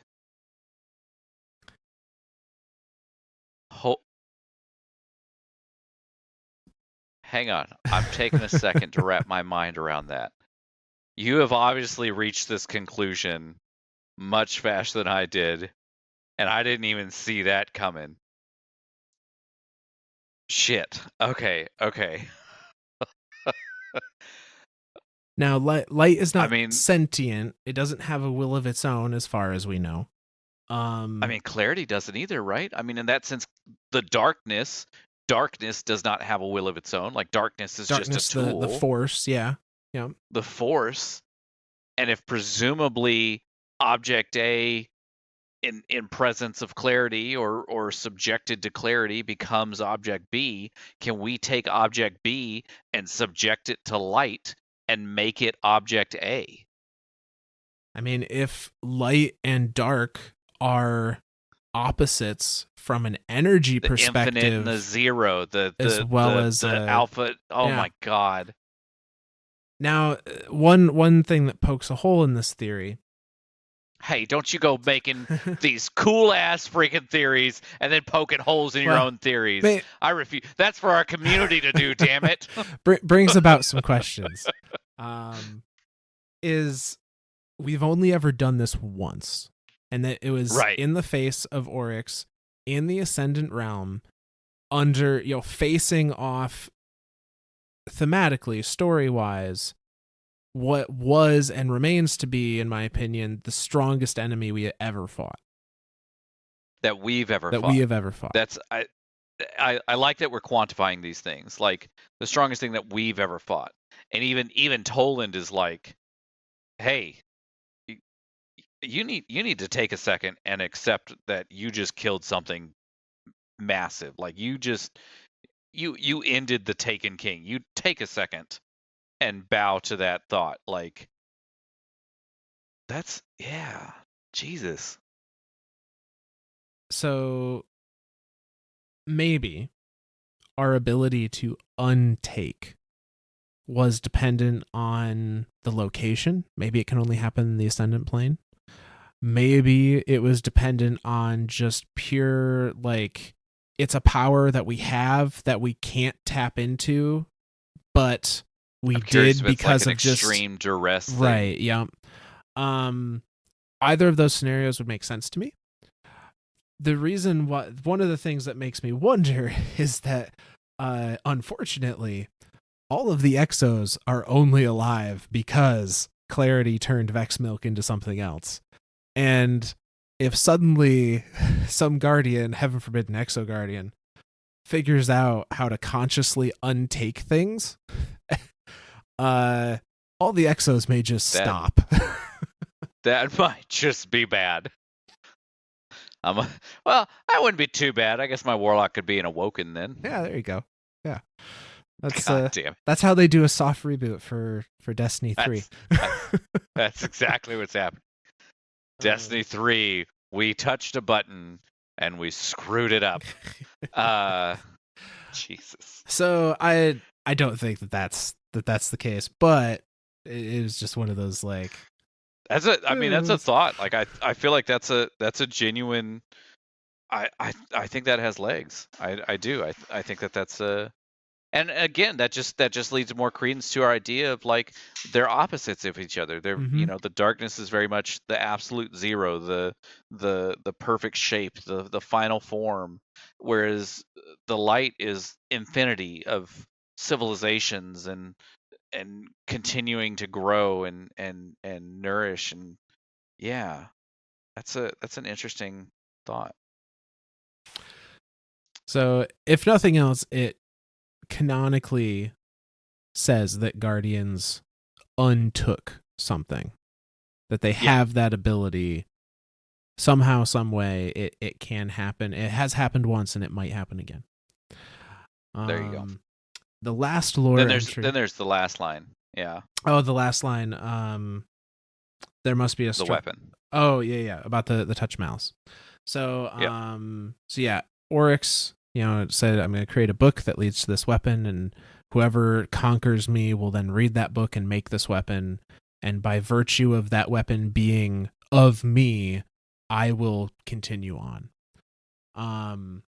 And so that brings us to the Touch of Malice, which has its own lore card. That lore card is as follows. Let them feel every lash, every curse, every touch of malice that they first dealt to me, Eris Morn. A weapon that draws upon the Hive's ravenous darkness itself, a weapon that could turn back upon the Hive all the suffering that they have inflicted upon us. It is done. I name it Touch of Malice, for it is naught but the Hive's own doing. Take it, Guardian, and remember that they had a choice, and now so do we. So the quest for the Touch of Malice involves essentially gathering a number of pieces of the Hive to create the gun. One of those pieces literally being I think it's termed the heart of Oryx. So a piece of his body is the final thing that you need to make this gun in game. And the thing that this gun does that makes it unique in Destiny 1 is that when you shoot it, its bullets harm you as you shoot it. And I believe it's that it gives you... you can shoot it infinitely so long as you have health. Yep. And it's only the final shot. So as that's right. Like, yep. The first, I think it's a 14-round magazine. So the first 13 cool beans, but the final round does both increased damage and harms you. But if you land 3 precision hits, the amount of it heals you for the amount that you've been harmed, which then allows for an infinite loop of precision, rewind health, precision, regain health. Yep. And that's where you could, in theory, fire it infinitely. As long as you hit precision shots every single time, you can fire it infinitely. Yeah, and that ties in pretty poetically to Oryx's last statement 100%. in verse 5:9, which I'll just reread here. Says, "And armed thus with my past and my future and my present, which is a weapon that takes whatever is available, a weapon bound to malice. They will mantle me, Oryx, the taken king. They will become me, and I will become them. Each of us defeating the other, correcting the other, allowing ourselves into one omnipotent philosophy. Thus I will live forever." So that defeating each other and correcting each other 100% just leads into that, like, damages you and heals you. And then heals you, and then damage, and then heals. And then it's God, I want this gun back so bad. I think King's Fall is coming back, and if King's Fall comes back, they can't not bring Touch of Malice back. I mean, it is such an integral part of that raid. I'm gonna hope. I'm gonna hope and I'm gonna dream. And if any Bungie dev is listening to this right now, this is January 31st. We're 3 weeks from Witch Queen. Please, for the love of God, give us Touch of Malice. If for nothing else, I don't care if it does 1 damage. Okay, I kind of care if it does 1 damage. But if it comes back, I will praise you forever as if I already didn't. But yeah, please give us Touch of Malice. That's all I want. Give me Touch of Malice. I won't even equip Healing Rift. That's a lie. I will only equip Healing Rift. And it will be the only gun I'll ever use again. We will totally not just stand in a well with it for every boss damage phase from that point forward. 100%. Yeah. So it'll be my TC basically. There you go. For Myth, it's Traveler's Chosen. For me, it's Touch of Malice. Like that'll forever be. And I still remember, not to get a little reminiscent here, but I do still remember when I did finally get it in D1. I only ever ran King's Fall once in D1. The group that I was playing with, I told them, I'd never run a raid before, and they're like, well, let's go do all of them. And I was like, okay. So we started with Vault of Glass. We ran through all of Vault of Glass, and that was a blur. And I was like, holy crap, that was freaking amazing. And they're like, all right, now let's go do Crota. And so we went right into Crota and went and did Crota. And I was like, Jesus, what is happening? And then we went right into King's Fall. And I was like, oh my God, I need a new pair of pants now. It was like, that was the coolest experience. And then even then, they showed me all the secret paths, the secret chests and everything, and got me all the calcified fragments that were in there. And then I got the Touch of Malice, and I want to say I never equipped another gun ever again. Like I just put that on and that was it. Like that was the end of the world. So yeah, that was that. I do hope that does. I think you're right, Myth. I think if if we take the bits of pieces that we've heard from the higher ups of Bungie of saying, hey, we're gonna do so obviously Witch Queen will have the raid, then the next season we'll have a dungeon, then the next season we'll have a raid, and then that final season we'll have a dungeon leading into the next expansion. Thematically it makes sense, and the fact that it says it they've said it is a returning raid, and they have said that Crota will not come back as a raid, Yep. if at all. Everything points to King's Fall coming back the season after, not the season after Witch Queen, but the season after that. So 2 seasons after Witch Queen. So we're looking at basically the end of summer, sometime in that fall season, taking King's Fall raid to come back. You know, whether or not it's on the Dreadnought, whether it is shot for shot the King's Fall raid, like everything about that says, and then with what Myth is saying, how lore connected that gun is to that raid. Like everything about that is it's like a zipper, right? Like it comes together so perfectly that if you lose any one part of it, it's just junk now. And I think without it would have been like Vault of Glass coming back without Vex Mythoclast, right? Like if Vex Mythoclast hadn't come back with Vault of Glass, I don't know that Vault of Glass would have been as praised as it was as a returning raid. And so I think because of that, Touch of Malice has to come back with King's Fall, and King's Fall has to have Touch of Malice in it. Like it's that infinite loop there. It's that I defeat you, therefore you defeat me, and I defeat you, and it all just it fits. It's perfect. I mean, Touch of Malice is the it is the final fate of Oryx. Like, yeah, you can't have one without the other, you know. Absolutely. So there's a few other entries that we wanted to cover, and I'm looking at time right now, and I think we have time to cover them. The 5 entries from the Shadowkeep. Oh, that's right. Cryptolyph. Yep. Let me. So we were doing better than I thought we were going to, honestly. We are doing fantastic right now. We covered but as a side note, that's the end of the Books of Sorrow. Begin bonus episode. That we have now covered all of the Books of Sorrow, from the beginning of Fundament through the warring of the universe. I'm gonna just ramble on while you pull everything up, because I know you don't already have it pulled up right now.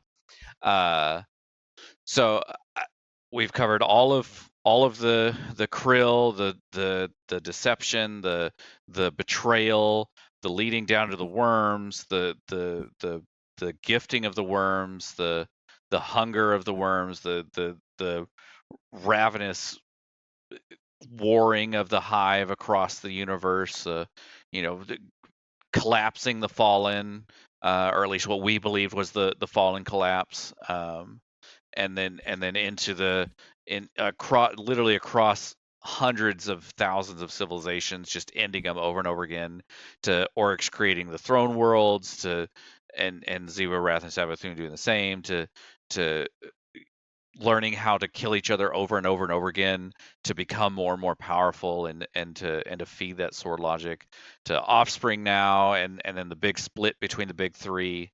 Xivu Arath kind of going off in her own wherever that was. Savathun hiding in the black hole of harmony, and Oryx, and then the whole lineage of Oryx, of him saying no other Hive ever, like genetically, will ever be as powerful as me.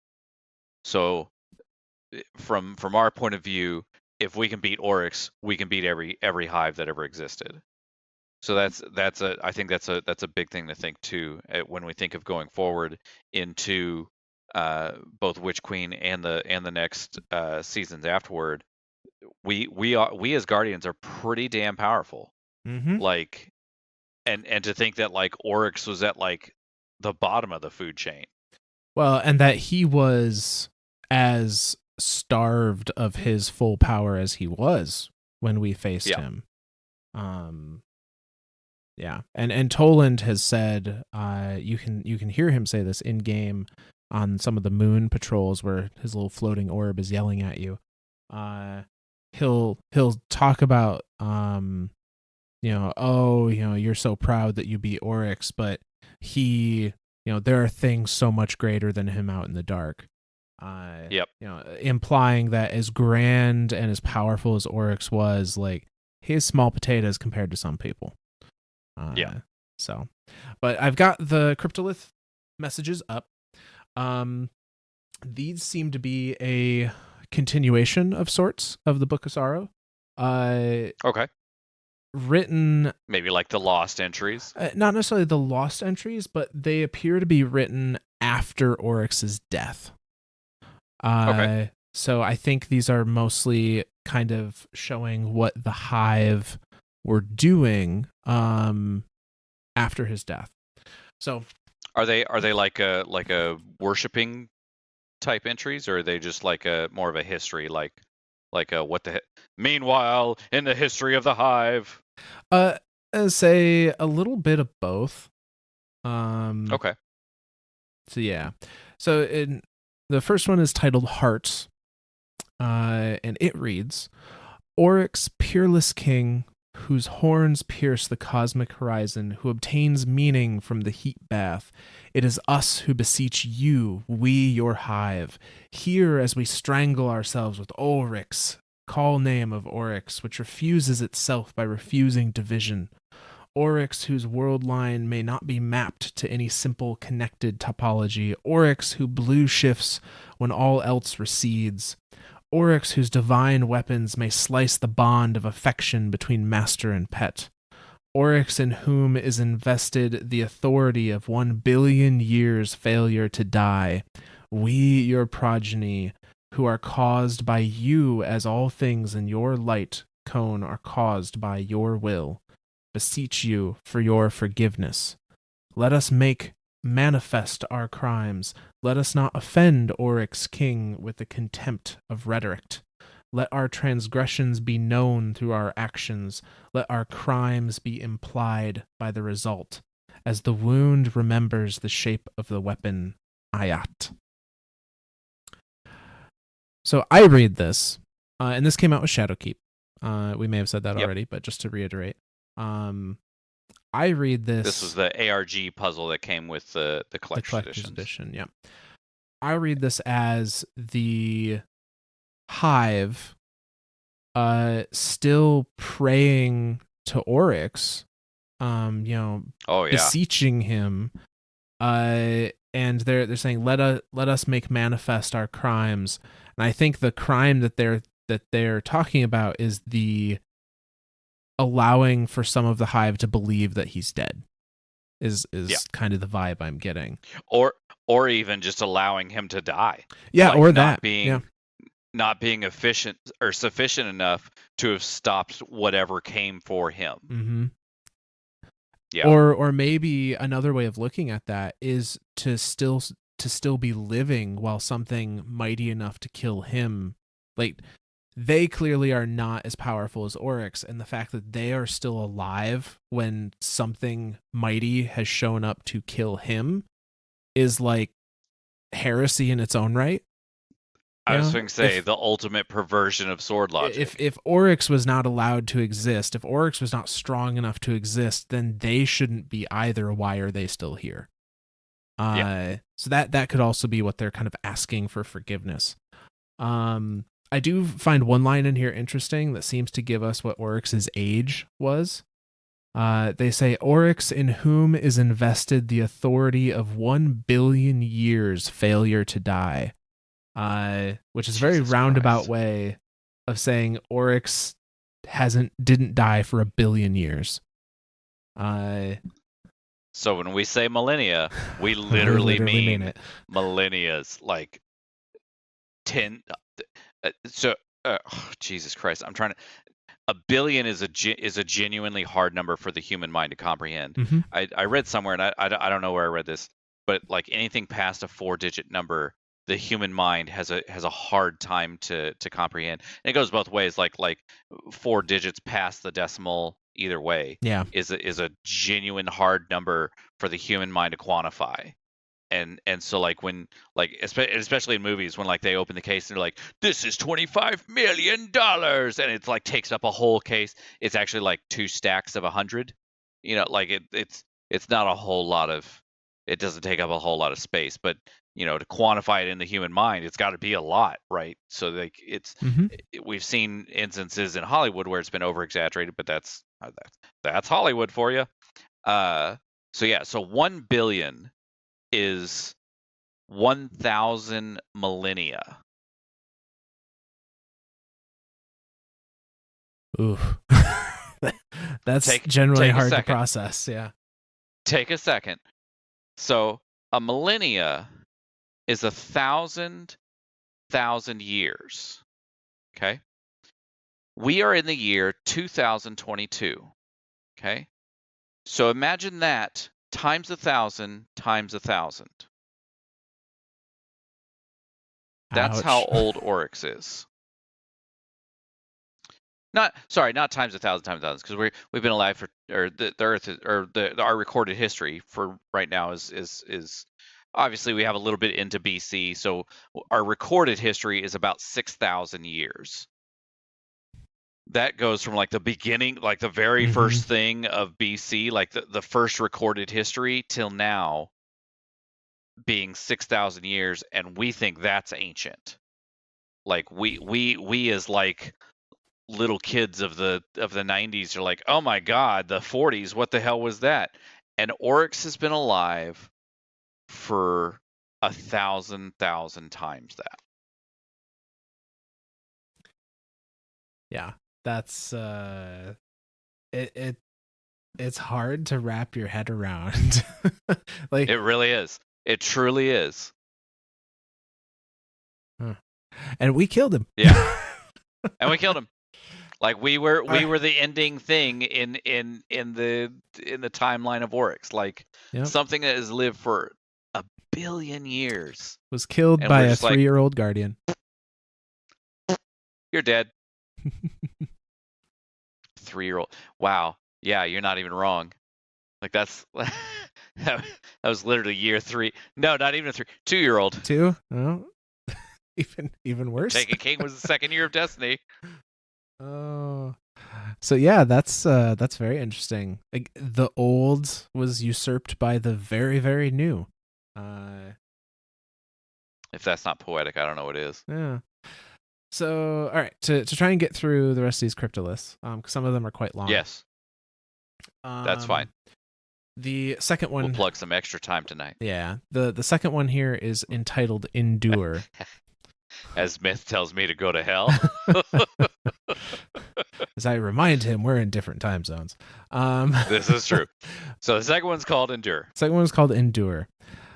Saith Oryx, I have made preparations. If I am defeated, I know it will be because my understanding of the universe was incomplete.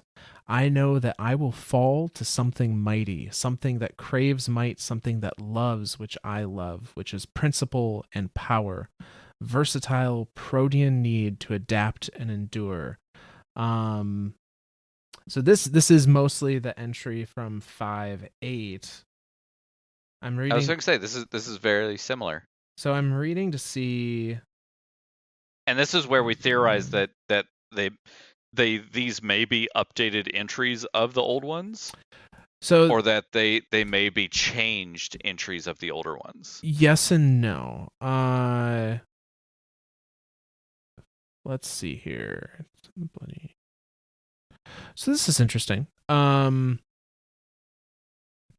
So this is mostly the same. The first part of this is the same entry from 5.8, where Oryx is talking about, if something beats me, it's going to be this big bad of the dark. Yep. The ending has an additional line. So he's talking about, I will leave a book. They will read that book seeking a weapon. They'll come to understand me, where I've been, where I was going. They will become me. I will become them. Each of us defeating the other, correcting the other. Thus I will live forever, with the additional line of I mock secure. And if I look that up, there is one reference to Imok Secure, which as in a name like I mock space Secure, so it's, or as in like I am mocking something, like it I is a mock name. the person Secure. It is a name. Okay. It is spelled AYE space MAK space SICUR. Okay. And if you do look for it, there is exactly one thing that references, and that is the 25th level in Marathon Infinity, which is another Bungie game. Oh, come on. I'm trying to read if it has any particular meaning or if it's literally just the name of that area. That's a dick move. I was expecting this huge, like, mind-altering thing, like, oh Right, my god, yeah. this changes Oryx's death. Nah, we just reference a game we did like 20 years ago. Yeah, I don't see any significance outside of like it is the 25th level and final level of Marathon Infinity. So I'm not really sure what the significance is there, but it's included. Beginning of the Paraverse. I don't know Maybe anything. Maybe that's where Xur is getting all of his shit for the last 2.5 months. Hey, you never know. I don't know anything about the Marathon game. I have never played it. I've never even heard of it. I'm not even gonna lie. I never even heard of it. I can't draw any comparisons there. But there's an additional part to this card. So that's kind of the first paragraph, which is all stuff we knew of other than this one line. And then there's a second paragraph, which is the Hive responding to Oryx's proclamation. Saith we the Hive, Oryx our king is defeated in echo and in form, in world and in throne. His children are defeated, his tribute is cut off, his faithful son is fallen, his prodigal son entrapped and enervated by the will of thousands who would use him as bait for richer feed. Yet we survive in our thousands of billions. So numerous is our thriving mass that we could reach from the moon to the world and back to the moon if we stood upon each other's brows. We live on by the law that we were taught, the devouring of the unfree, and that law is manifest in our flesh, which is pared to bone by the knife of need and challenge. And we, in our thousands of billions, do possess a will. Let us test the testament of our king who is Oryx. Let us challenge his legacy as he has challenged us. For there is no surer tribute to the dead than to kill all they left behind, so that only the invincible and necessary will remain. He was not invincible. Thus we must ask after the necessity of his legacy and the need to obey his taboo. Was not Xivu Arath beheaded and yet summoned back by Oryx? Was not Savathun beheaded and yet conjured back by Oryx as well, who conspired with her cunning? Ayat it must now be so, for if his legacy is true, it will come unto us and defeat our blasphemy. And if it is not, what we attempt cannot be blasphemy, for we have survived him and surpassed the power of his will. Ayat. So the Hive... Holy shit. The Hive are going... First off, there's a shit ton of them. Yeah. 10 times a billion. So you remember that thing we said earlier? No, thousands multiply of that billions. by 10. Thousands of billions. So so this is over 1 trillion. Yes. There are over 1 trillion Hive, and that's a hard number for people to understand. So that's 1,000. They are. This is going to tangent a lot. But I feel like it's a really relevant example of what I think is going on here. So I was going to say this episode might go a little bit longer. There's a wonderful book series that I really enjoy and recommend by an author named C.S. Friedman. It is called The Black Sun Rising is the name of the trilogy. And it's sci-fi. It takes place on a planet that's not Earth. And this planet has a force that responds to human will. And generally its response to human will is by making their nightmares into real things, which is great. Right. But there's a particular character in that book, and this is not a spoiler because it's literally the beginning of the book. There's a particular character in that book that has the idea that if human willpower is affecting this world in a negative way, could we focus it on a particular subject in a positive way and also create that positive thing? His idea was essentially he created a religion that worshipped a god that did not exist, with the hope that by getting enough people to believe in its existence, they would literally believe it into existence. I see where you're going with this. It's kind of what the Hive are doing here. They're saying they're literally trying to believe Oryx back into existence. They're saying we have thousands of billions of us and we all have a will. And if we all focus our will to bring Oryx back, then can we not summon him back the same way he did Xivu Arath and the same way he did Savathun? And even though we still have no idea how he did that. And they even said, like, even in this entry, they were like, he killed them and then just willed them back. And they're saying that even though it is considered heresy to revive something, because that is the opposite of sword logic. They're saying, well, if he died, then clearly his understanding of the universe was incomplete. And so if we succeed in bringing him back because we outlived him, who is he to say that we are heretics? Like that means that we're not. That proves that our way was better than his. Dude, this is some fucking shit. It's I have no other way to describe it. It's a whole this is lot some fucking of denial, shit. is what it is. It is. It's a ton of denial. But I like that idea of like, if we will him back into existence, he will exist because our will is that strong. Like that's, and then the crazy thing is, that leaves it open for Kingsfall to come back. Like that. Now we're giving a canonic reason why Kingsfall can come back. And the Hive are saying that the way that they're going to will him into existence is by killing those that took his existence, essentially. Let me find the exact line here. I was just going to say, fight me, Hive. Let us test the testament of our king who is Oryx. Let us challenge his legacy as he has challenged us. For there is no surer tribute to the dead than to kill all they left behind, so that only the invincible and necessary will endure.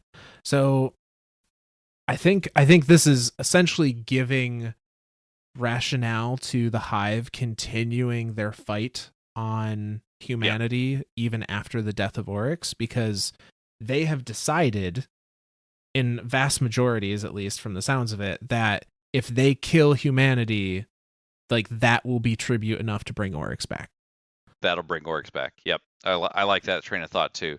I mean, and that again, that gives us more reason other than because video game, why are there still Hive out there and why are we still fighting Hive? Yeah. It's because Xivu Arath is kind of leading the charge, but in addition to that, there's this belief that with enough death as tribute, they will will their king back into existence. And that's the other thing too, is it talks about will of thousands. We're not referencing Zol. No. Okay. They're talking about because that was another entry. That was another entry that I kind of wanted to poke at a bit, was the entry for Whisper of the Worm. Okay. But that may end up being a... Yeah, we'll see where we get with these, where we end up when we finish these. So the next one is titled Dust, and it is such. Fill up your mouths, we fill them with dust.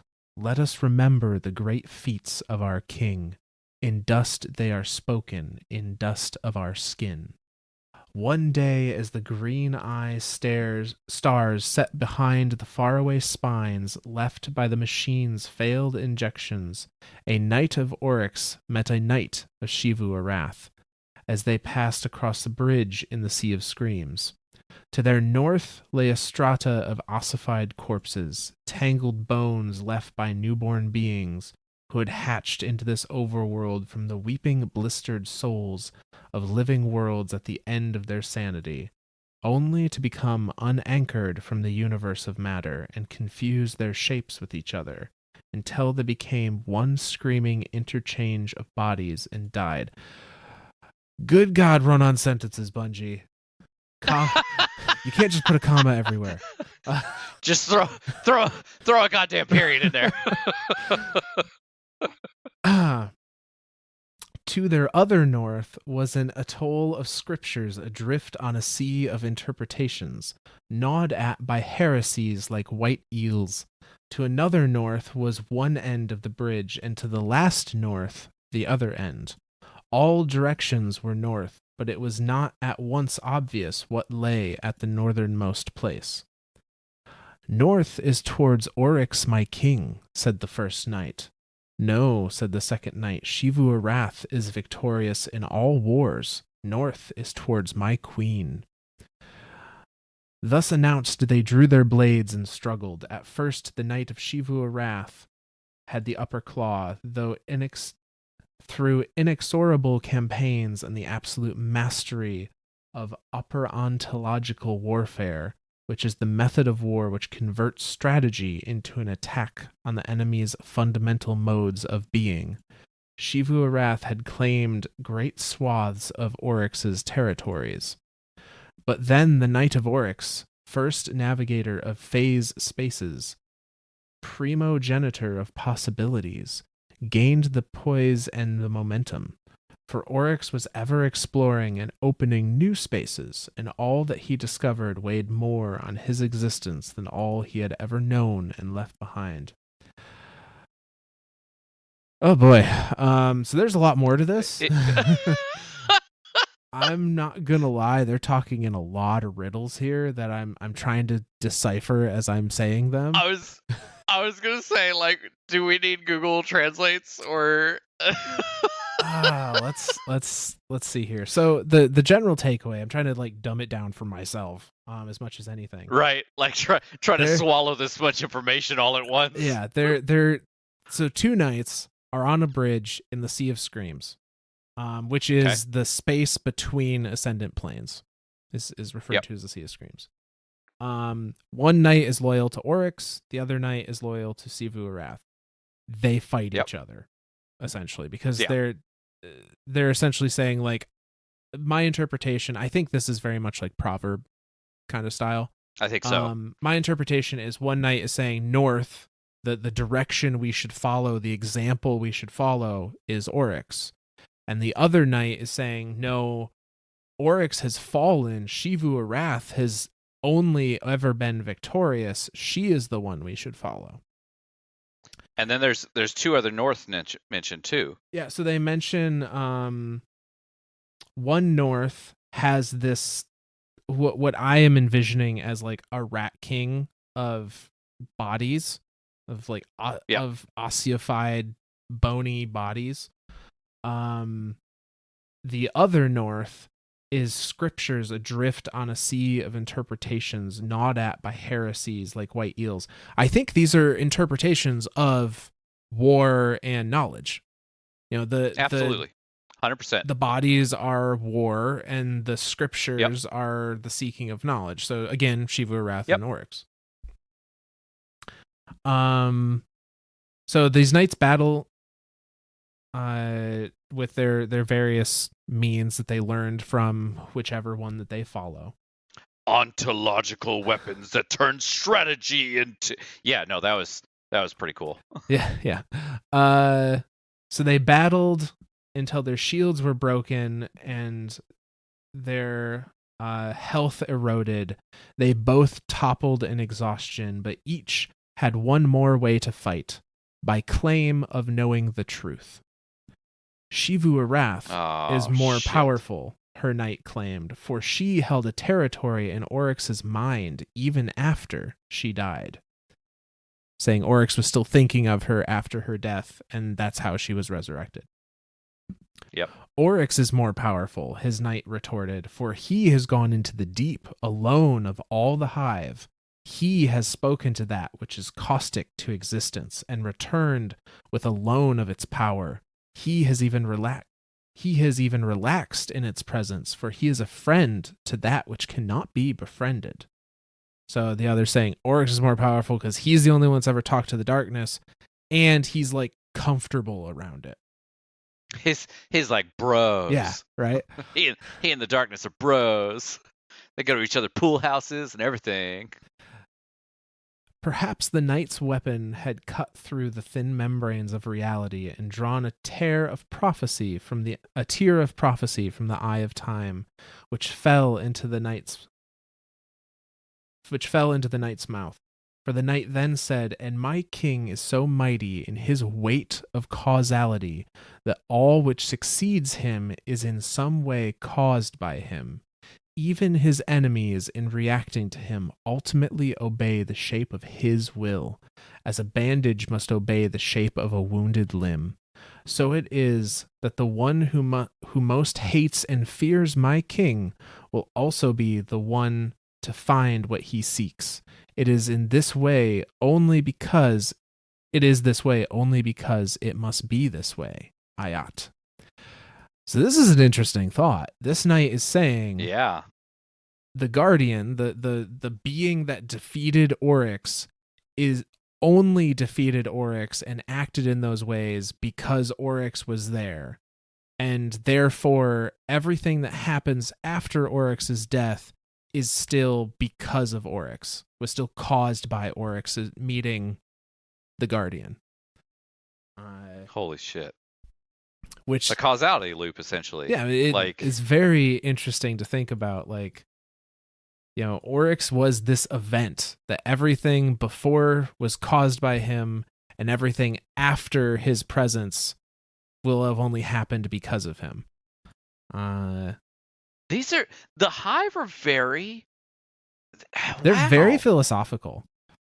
They are. They're very philosophical. They're very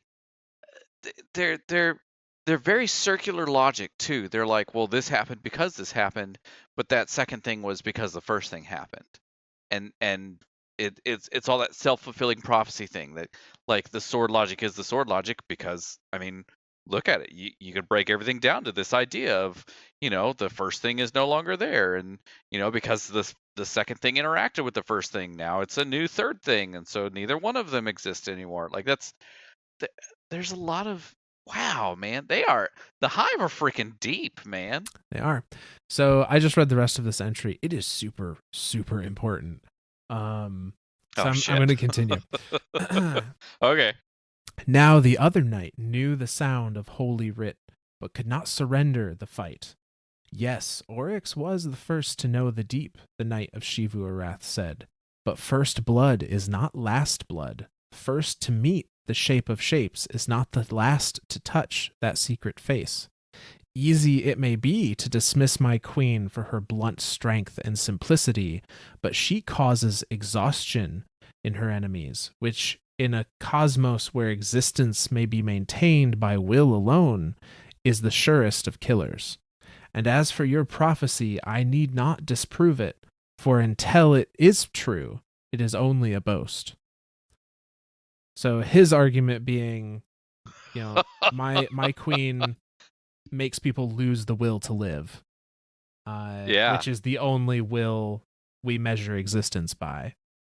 Right, and like any other will, like who the hell cares? Even if you've lost your will, you're still alive, so you're still technically there. But in the sense of war, like you've lost the will to live, you are now dead. Complete death. So this is an interesting bit that leads into the last two paragraphs of this. He says, as for your prophecy that the death of Oryx will also be, everything after the death of Oryx will also be of Oryx's doing. As for your prophecy, I need not disprove it, for until it is true, it is only a boast. These knights are meeting each other before the death of Oryx, specifically before the death of Crota, which is important. Ooh. Now, neither knight had died, so they had both spoken truth. And so they knew that they had fought to an impasse. Thus they cast themselves from the bridge into the Sea of Screams below to see where the currents would bear them. Essentially, they came to the point of, we can't beat each other, so we're gonna toss ourselves over this bridge, and whoever lives was the one that was supposed to live, essentially. Yep. For this reason, a certain quantity of tribute did not reach one of Crota's champions at the necessary time, and that champion lost a duel with a sergeant of Xivu Arath, causing the loss of a great number of temples and tributaries, so that Crota, upon slaughtering many liars with his sword, judged it best to sleep and recover his debts. With his soul proxied in a material cask, so that he could use it as a pylon to return swiftly to the real. All afterwards proceeded as it must have proceeded. Ayat. So, these knights meeting each other and This is getting dueling fucking deep. and tossing themselves off this bridge. The Knight of Oryx is the one that died, is what's implied here. Because the Knight of Oryx died, its tribute didn't go to its next, level up, which its was intended level, which was one of Crota's champions.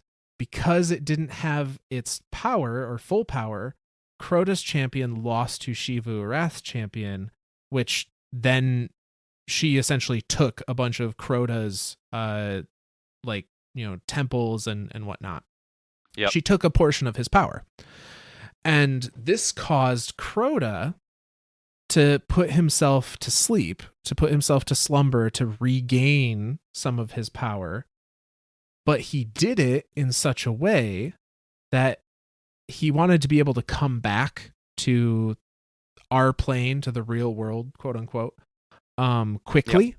And so instead of going to sleep in his throne world, he put his soul in a crystal. I think that would be the Oversoul crystal. Yep. He put his soul in a crystal to stay there, which is what that's what his sisters taught. Yep. So that his followers could just summon him out of the crystal, and he would just be in the real world. Why this is all crazy, like this chain of events is crazy to see. For anyone that was not playing D1 and was not playing D1 during the Crota expansion, Darkest Below. I think it was Darkest Below. Yep. This is explaining the reason why we were able to beat Crota.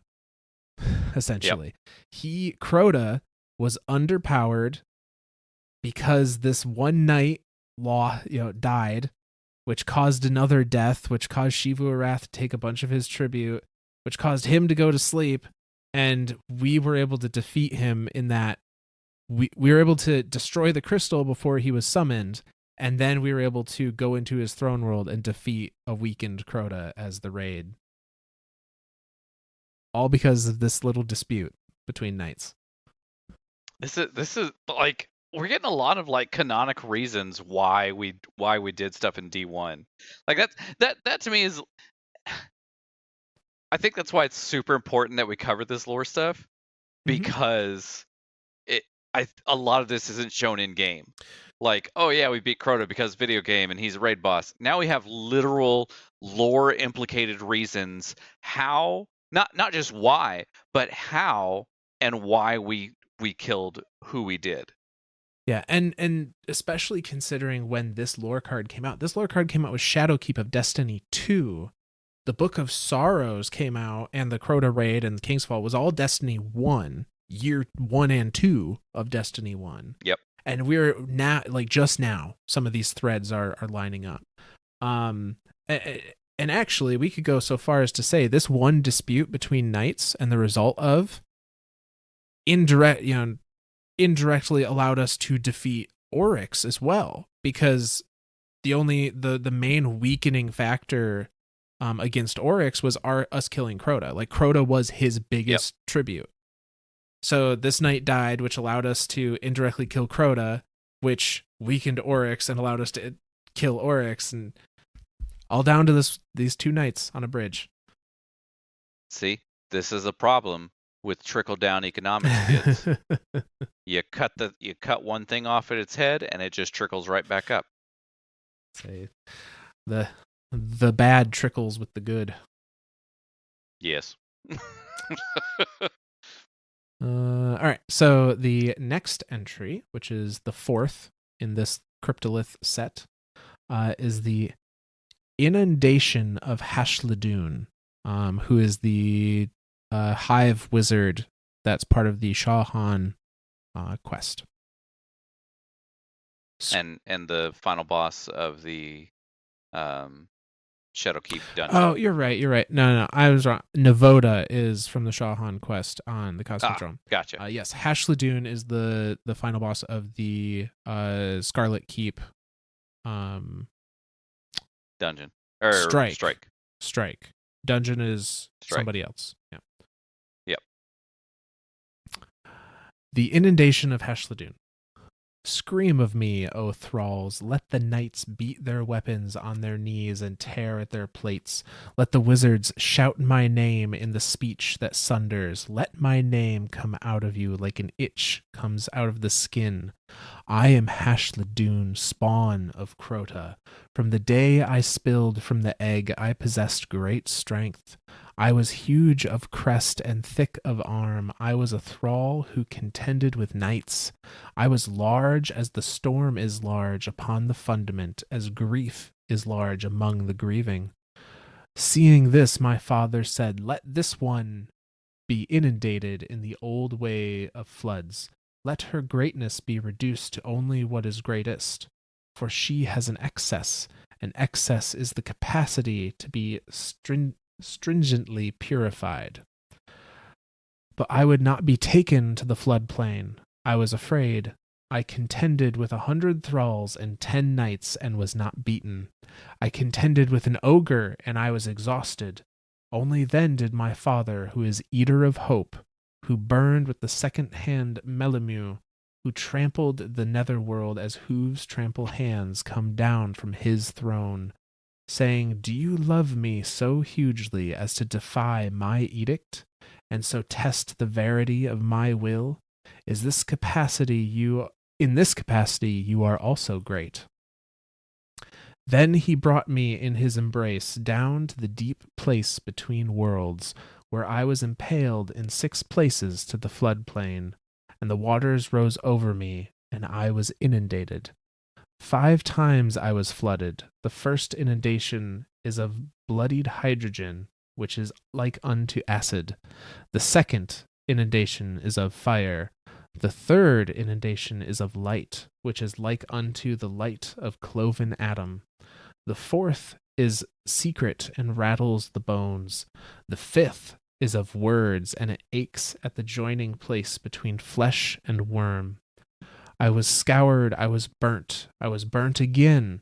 I was tested on the rack of time. My flesh dissolved, it cracked and parted. It turned to black ash which peeled away. All the pain I had ever felt before would fit in one eyelash of that pain. Then I was left to die. But I broke the 6 impalements, and I crawled alone up the way to the outer world, gaunt, wounded, missing 8 in 10 parts of what I had been, and I killed the first thing that I found, and I ate it all. Seeing the reduction of me appear before his throne, my father said, you are great now, and you cannot love me, for the parts of you that were mine have been taken from you. The parts that were his remain. I saw the Melimu upon him, which is the light of God, and I assented, for I knew whence that light had come. I knew it for the light of Oryx, edge and point.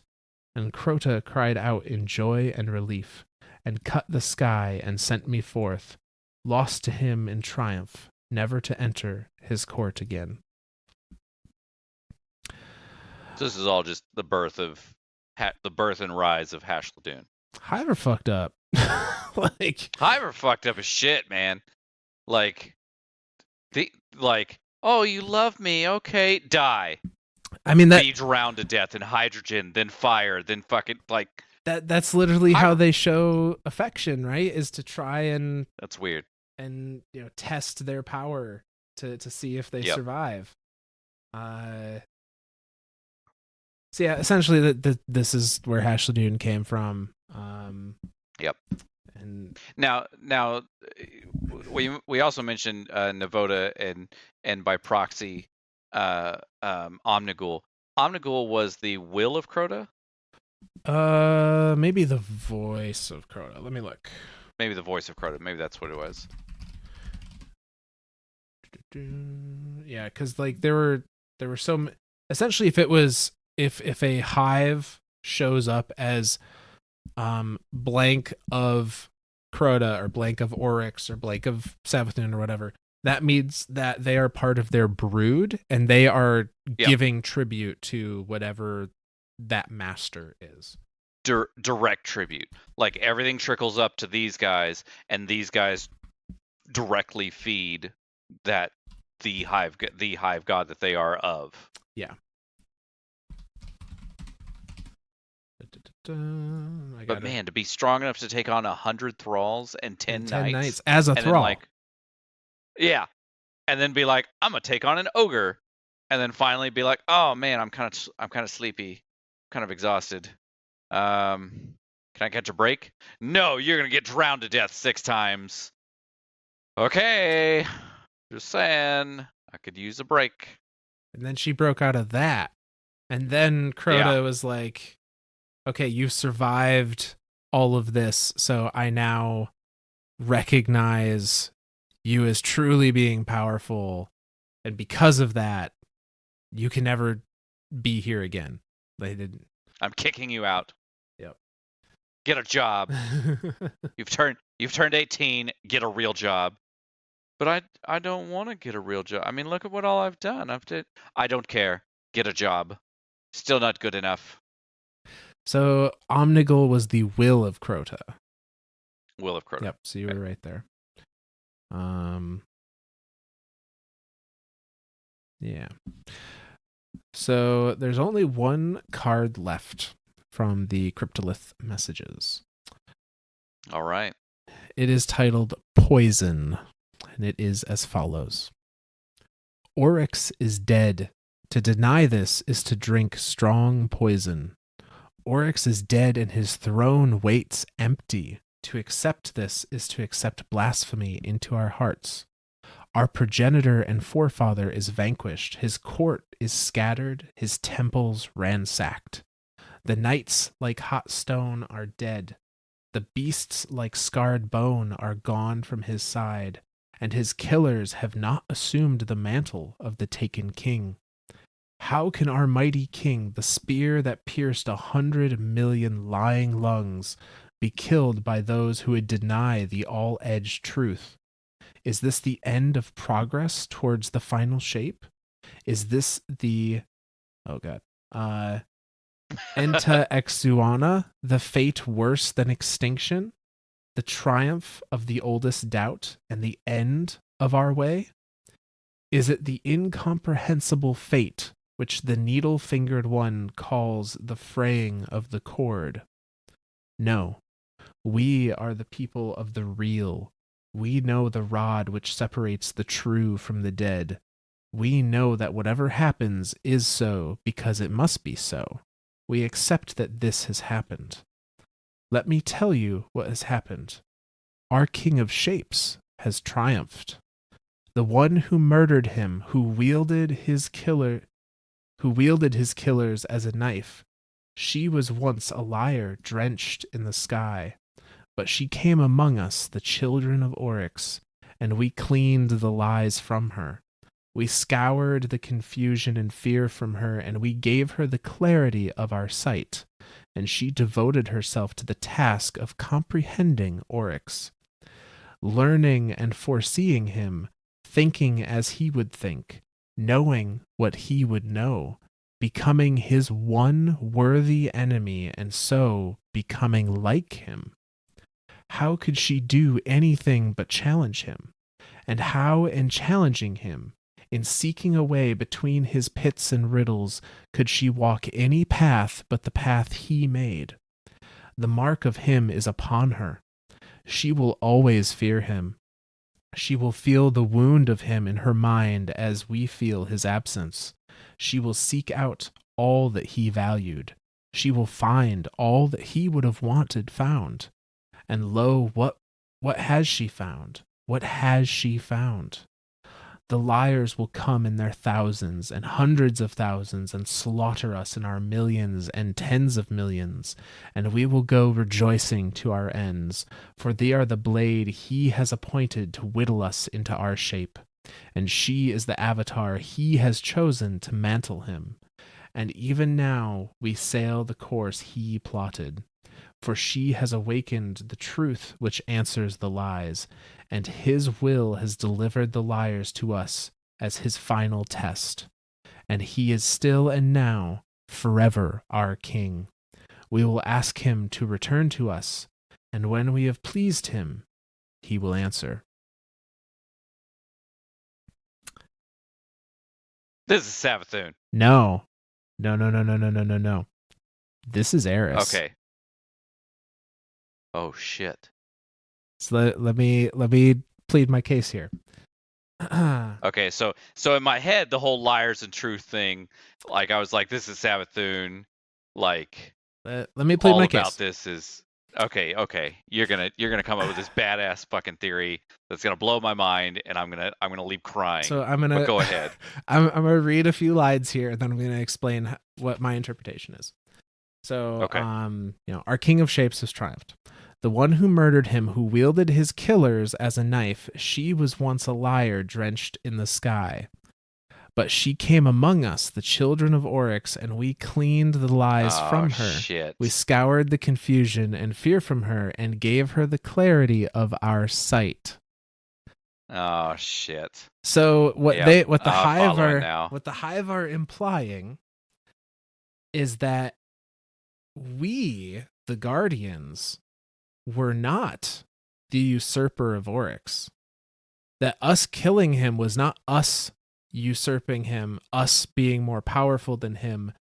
We were simply the weapon that was wielded by the person that truly killed him, which is the person that aimed us at him, which is Eris Morn. Which is Eris. And the whole of the sky and is now of us. So she walks among us. She's taken the sight, the third eye. So for anybody, damn it. For anybody that is not familiar with Eris's story, she was once a liar drenched in the sky. I believe the Hive refer to anyone that is a guardian as a liar. That's how I'm reading this. Yep. That's like a perversion to the truth. Yeah. Eris was once a guardian. But she came among us, the children of Oryx, and we cleaned the lies from her. We scoured the confusion and fear from her. So she went with a fire team down into the Hellmouth, and her ghost was killed. She was the only survivor of her fire team, living, for years under the moon in like the Hive catacombs. Presumably because of an Ahamkara bone. Presumably because she found an Ahamkara bone down there. Or maybe a worm bone. Oh shit. If they're one and the same or close to one and the same, it could be either or. Oh shit. We gave her the clarity of our sight. In order to survive, Eris Morn literally replaced her eyes with the eyes of Hive acolytes that she captured down in the Hellmouth. To make the glowingness of her to show that in a physical form that in the darkness down there it is three eyes glowing, therefore the acolytes are recognizing another acolyte. Let's see. I think there's actually a lore card with a reasoning here. I was just going to say, I think there's more to it than that, but I think that's the very basic idea of if I can make myself look like them, they will believe that I am them. So, yeah, I'm trying to find some information here. But I do like that idea of it's a worm bone, not a Ahamkara bone, because that means it's a hunger. That means there's a feeding that's happening there. So Eris, let's see here. Lunar Tunners. Against all odds, she managed to survive in the Hellmouth's shadowy warrens for years, using the Hive's own dark tactics against them, despite her previous concerns about wielding weapons of darkness. She lost her eyes to the Hive, but replaced them with those of an acolyte, the third eye included.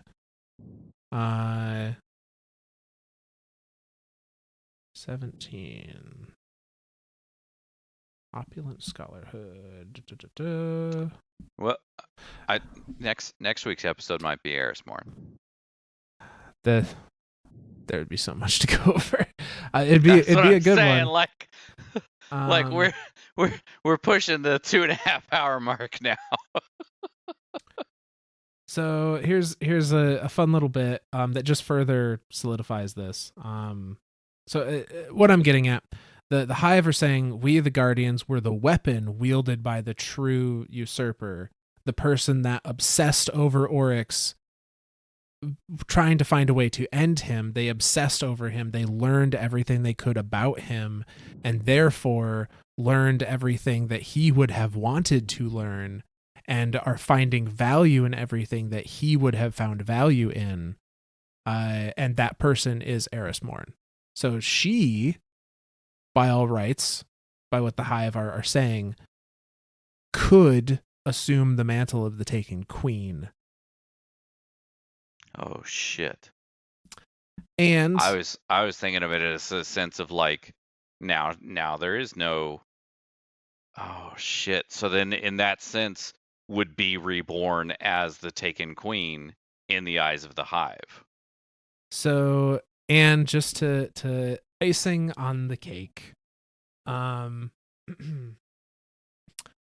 the Opulent Scholarhood of the Season of Opulence in Destiny 2. This is not the full reading, just a little bit here. The Shadow of Earth sought out Eris Morn, a human with acolyte eyes, and the majesty of a Hive queen in her calcified heart, and said, Eris Morn, Queen of the Hive, I know one who can reteach you how to feel joy. Eris Morn said, What are you saying? I am no queen of the Hive. My sworn purpose is to defeat the Hive and the progenitors which spawned them. The Shadow said, But what of your acolyte eyes? Eris replied, In my darkest hours I had no choice but to avail myself of my enemy's tools. So you are neither Hive Queen nor Hive God? Eris replied, Neither am I. And the Shadow responded, But could you be? And Eris responded, Could I? And that's the end of that. Jesus. So, granted, the opulent gear is all predictions made by Callus's scribes, and yada yada, not a perfect prediction by any means. But both the Hive and Callus's scribes have come to the conclusion that Eris Morn could be the queen of the Hive if she so chose. Well, shit. So there you go. That's it. That's the end of the Book of Sorrows and the history of the Hive, from their creation to where we see them now, to possibly their future. We know Eris plays a part. I was really thinking that there was Savathun, but you're right. And Damn it. we know Eris plays a part in the Witch Queen because she's been in the trailers. They had a voiceover for her in one of the trailers. So one of the trailers at the end is like "Take Back the Truth," and it shows Eris, and the other one is like Cora and Fuck. Damn it. Damn it. We've talked before about kind of this like grand Avengers moment where all of the different races come together to fight whatever the darkness ends up being. We have the Cabal, we have the Fallen.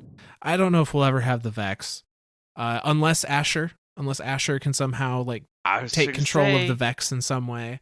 And maybe next season. And maybe now, the season after Witch Queen. Maybe Eris Morn accepts the mantle of the Taken Queen and leads the Hive as allies against whatever it is that's coming. All right, there's the prediction. You heard it here first, people. When Eris Morn becomes Queen of the Hive, we have put the pieces together, and this is the conclusion we have come to.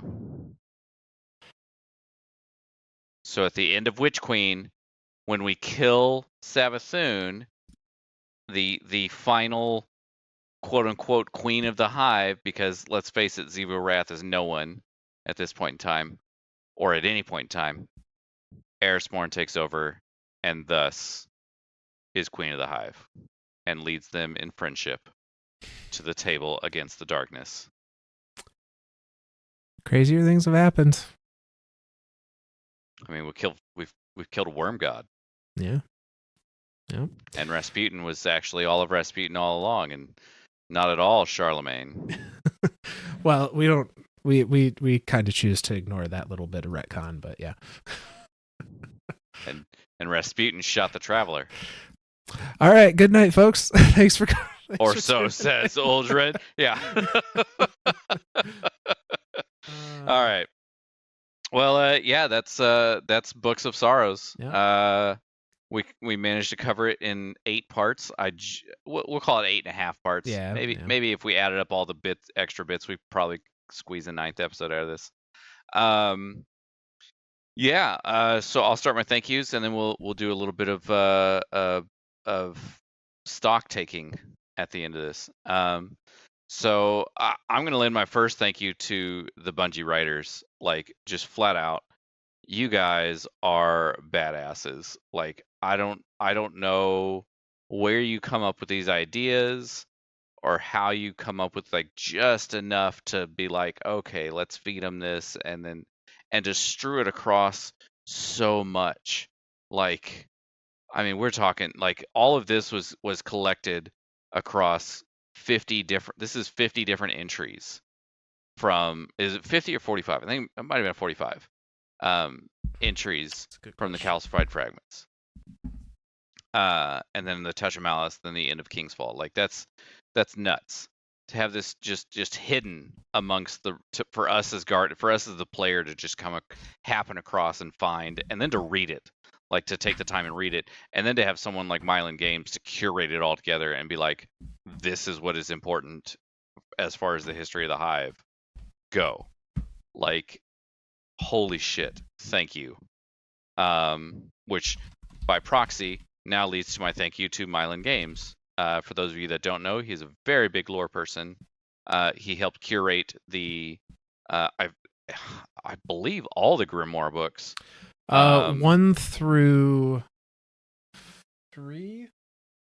Yeah, 1 through 3. 1 through 3 for sure. Yep. Okay. He stated in one of his videos that he was not part of the team that created the 4th one, although he, from my understanding, kind of laid the outline for I think 5 books actually. So some of his work may have been used in the creation of that. Number 5 coming. Yeah. So like, thank you, Mylan, for yeah, thank you. If y'all get a chance, being our listeners, go check him out. He's on YouTube. I'm sure he's got Twitch and podcast and all the other stuff, and Instagram and Twitters, and the two of us, Myth and I, are too old to know of the usefulness of the Twitters. So thank you for us being old. Yeah, I don't thank you, Eris, maybe, because the next Queen of the Hive, I guess. I don't know. Thank you, Tolan, for just being a jackass Friggin' Toland. Yeah. I thank you, Mystic Penguin 15 for being our guest host and our introducer tonight. Please don't kill me if I've woken you up tonight. And of course, thank you, Myth, for giving the idea of doing this entire Books of Sorrow and being the reader of the Books of Sorrow. Well, and having the greater ideas than I have, because my ideas are shit and your ideas are fucking awesome and I can't deny them. your ideas are not shit. They are just the gasoline to the spark of my idea. I hate you. I hate you so much. God damn it. Even my shitty idea of being a shit idea was a good idea for you, and let on. God damn it. Learn how to take a compliment, goddammit. Take a goddamn compliment and shove it up your butt. No. Yeah, that's us. Myth, you got any God damn it. Shit. Myth, you got any thank yous? I mean, you've covered most of them as usual. I will say thank you to any and all of the listeners that have tuned in to any part of this series. It has been much longer than I think we ever intended the Books of Sorrow to go, but I don't think that there's really much we could have trimmed the fat on. I think all of our discussions were relevant and at least hopefully entertaining, if nothing else. So I definitely think I might actually go back through and listen to all of these in order. Mm-hmm. I mean, we're talking 10 hours worth of content 18 hours worth of content in just this series of Books of Shadow. I'm excited to keep this going. As far as like what the next episode's going to be, I have a few ideas myself. Obviously, Myth and I will discuss them and figure out which way we want to go. I'd love to cover Eris Morn and all that, like as we're going into Witch Queen, because I think that's going to be super relevant. Mm-hmm. I'd love to cover maybe a little bit of maybe do some housekeeping on Quoria, but since we do now finally have a physical copy of Mara Center, and we plan on re-recording those in possibly a longer format, and covering that in depth. Quoria and the Truth to Power book may be folded in with that, because that's obviously relevant to the Dreaming City, but also relevant to the whole season of the Splicer and what's going on with that and all. And obviously we talked about Quoria in here in mass. So yeah, I don't have anything else. Myth, you got anything? No, I think that's good. Sweet. Well, then, from all of us lore nerds to all of you guardians out there, we'll see you next week.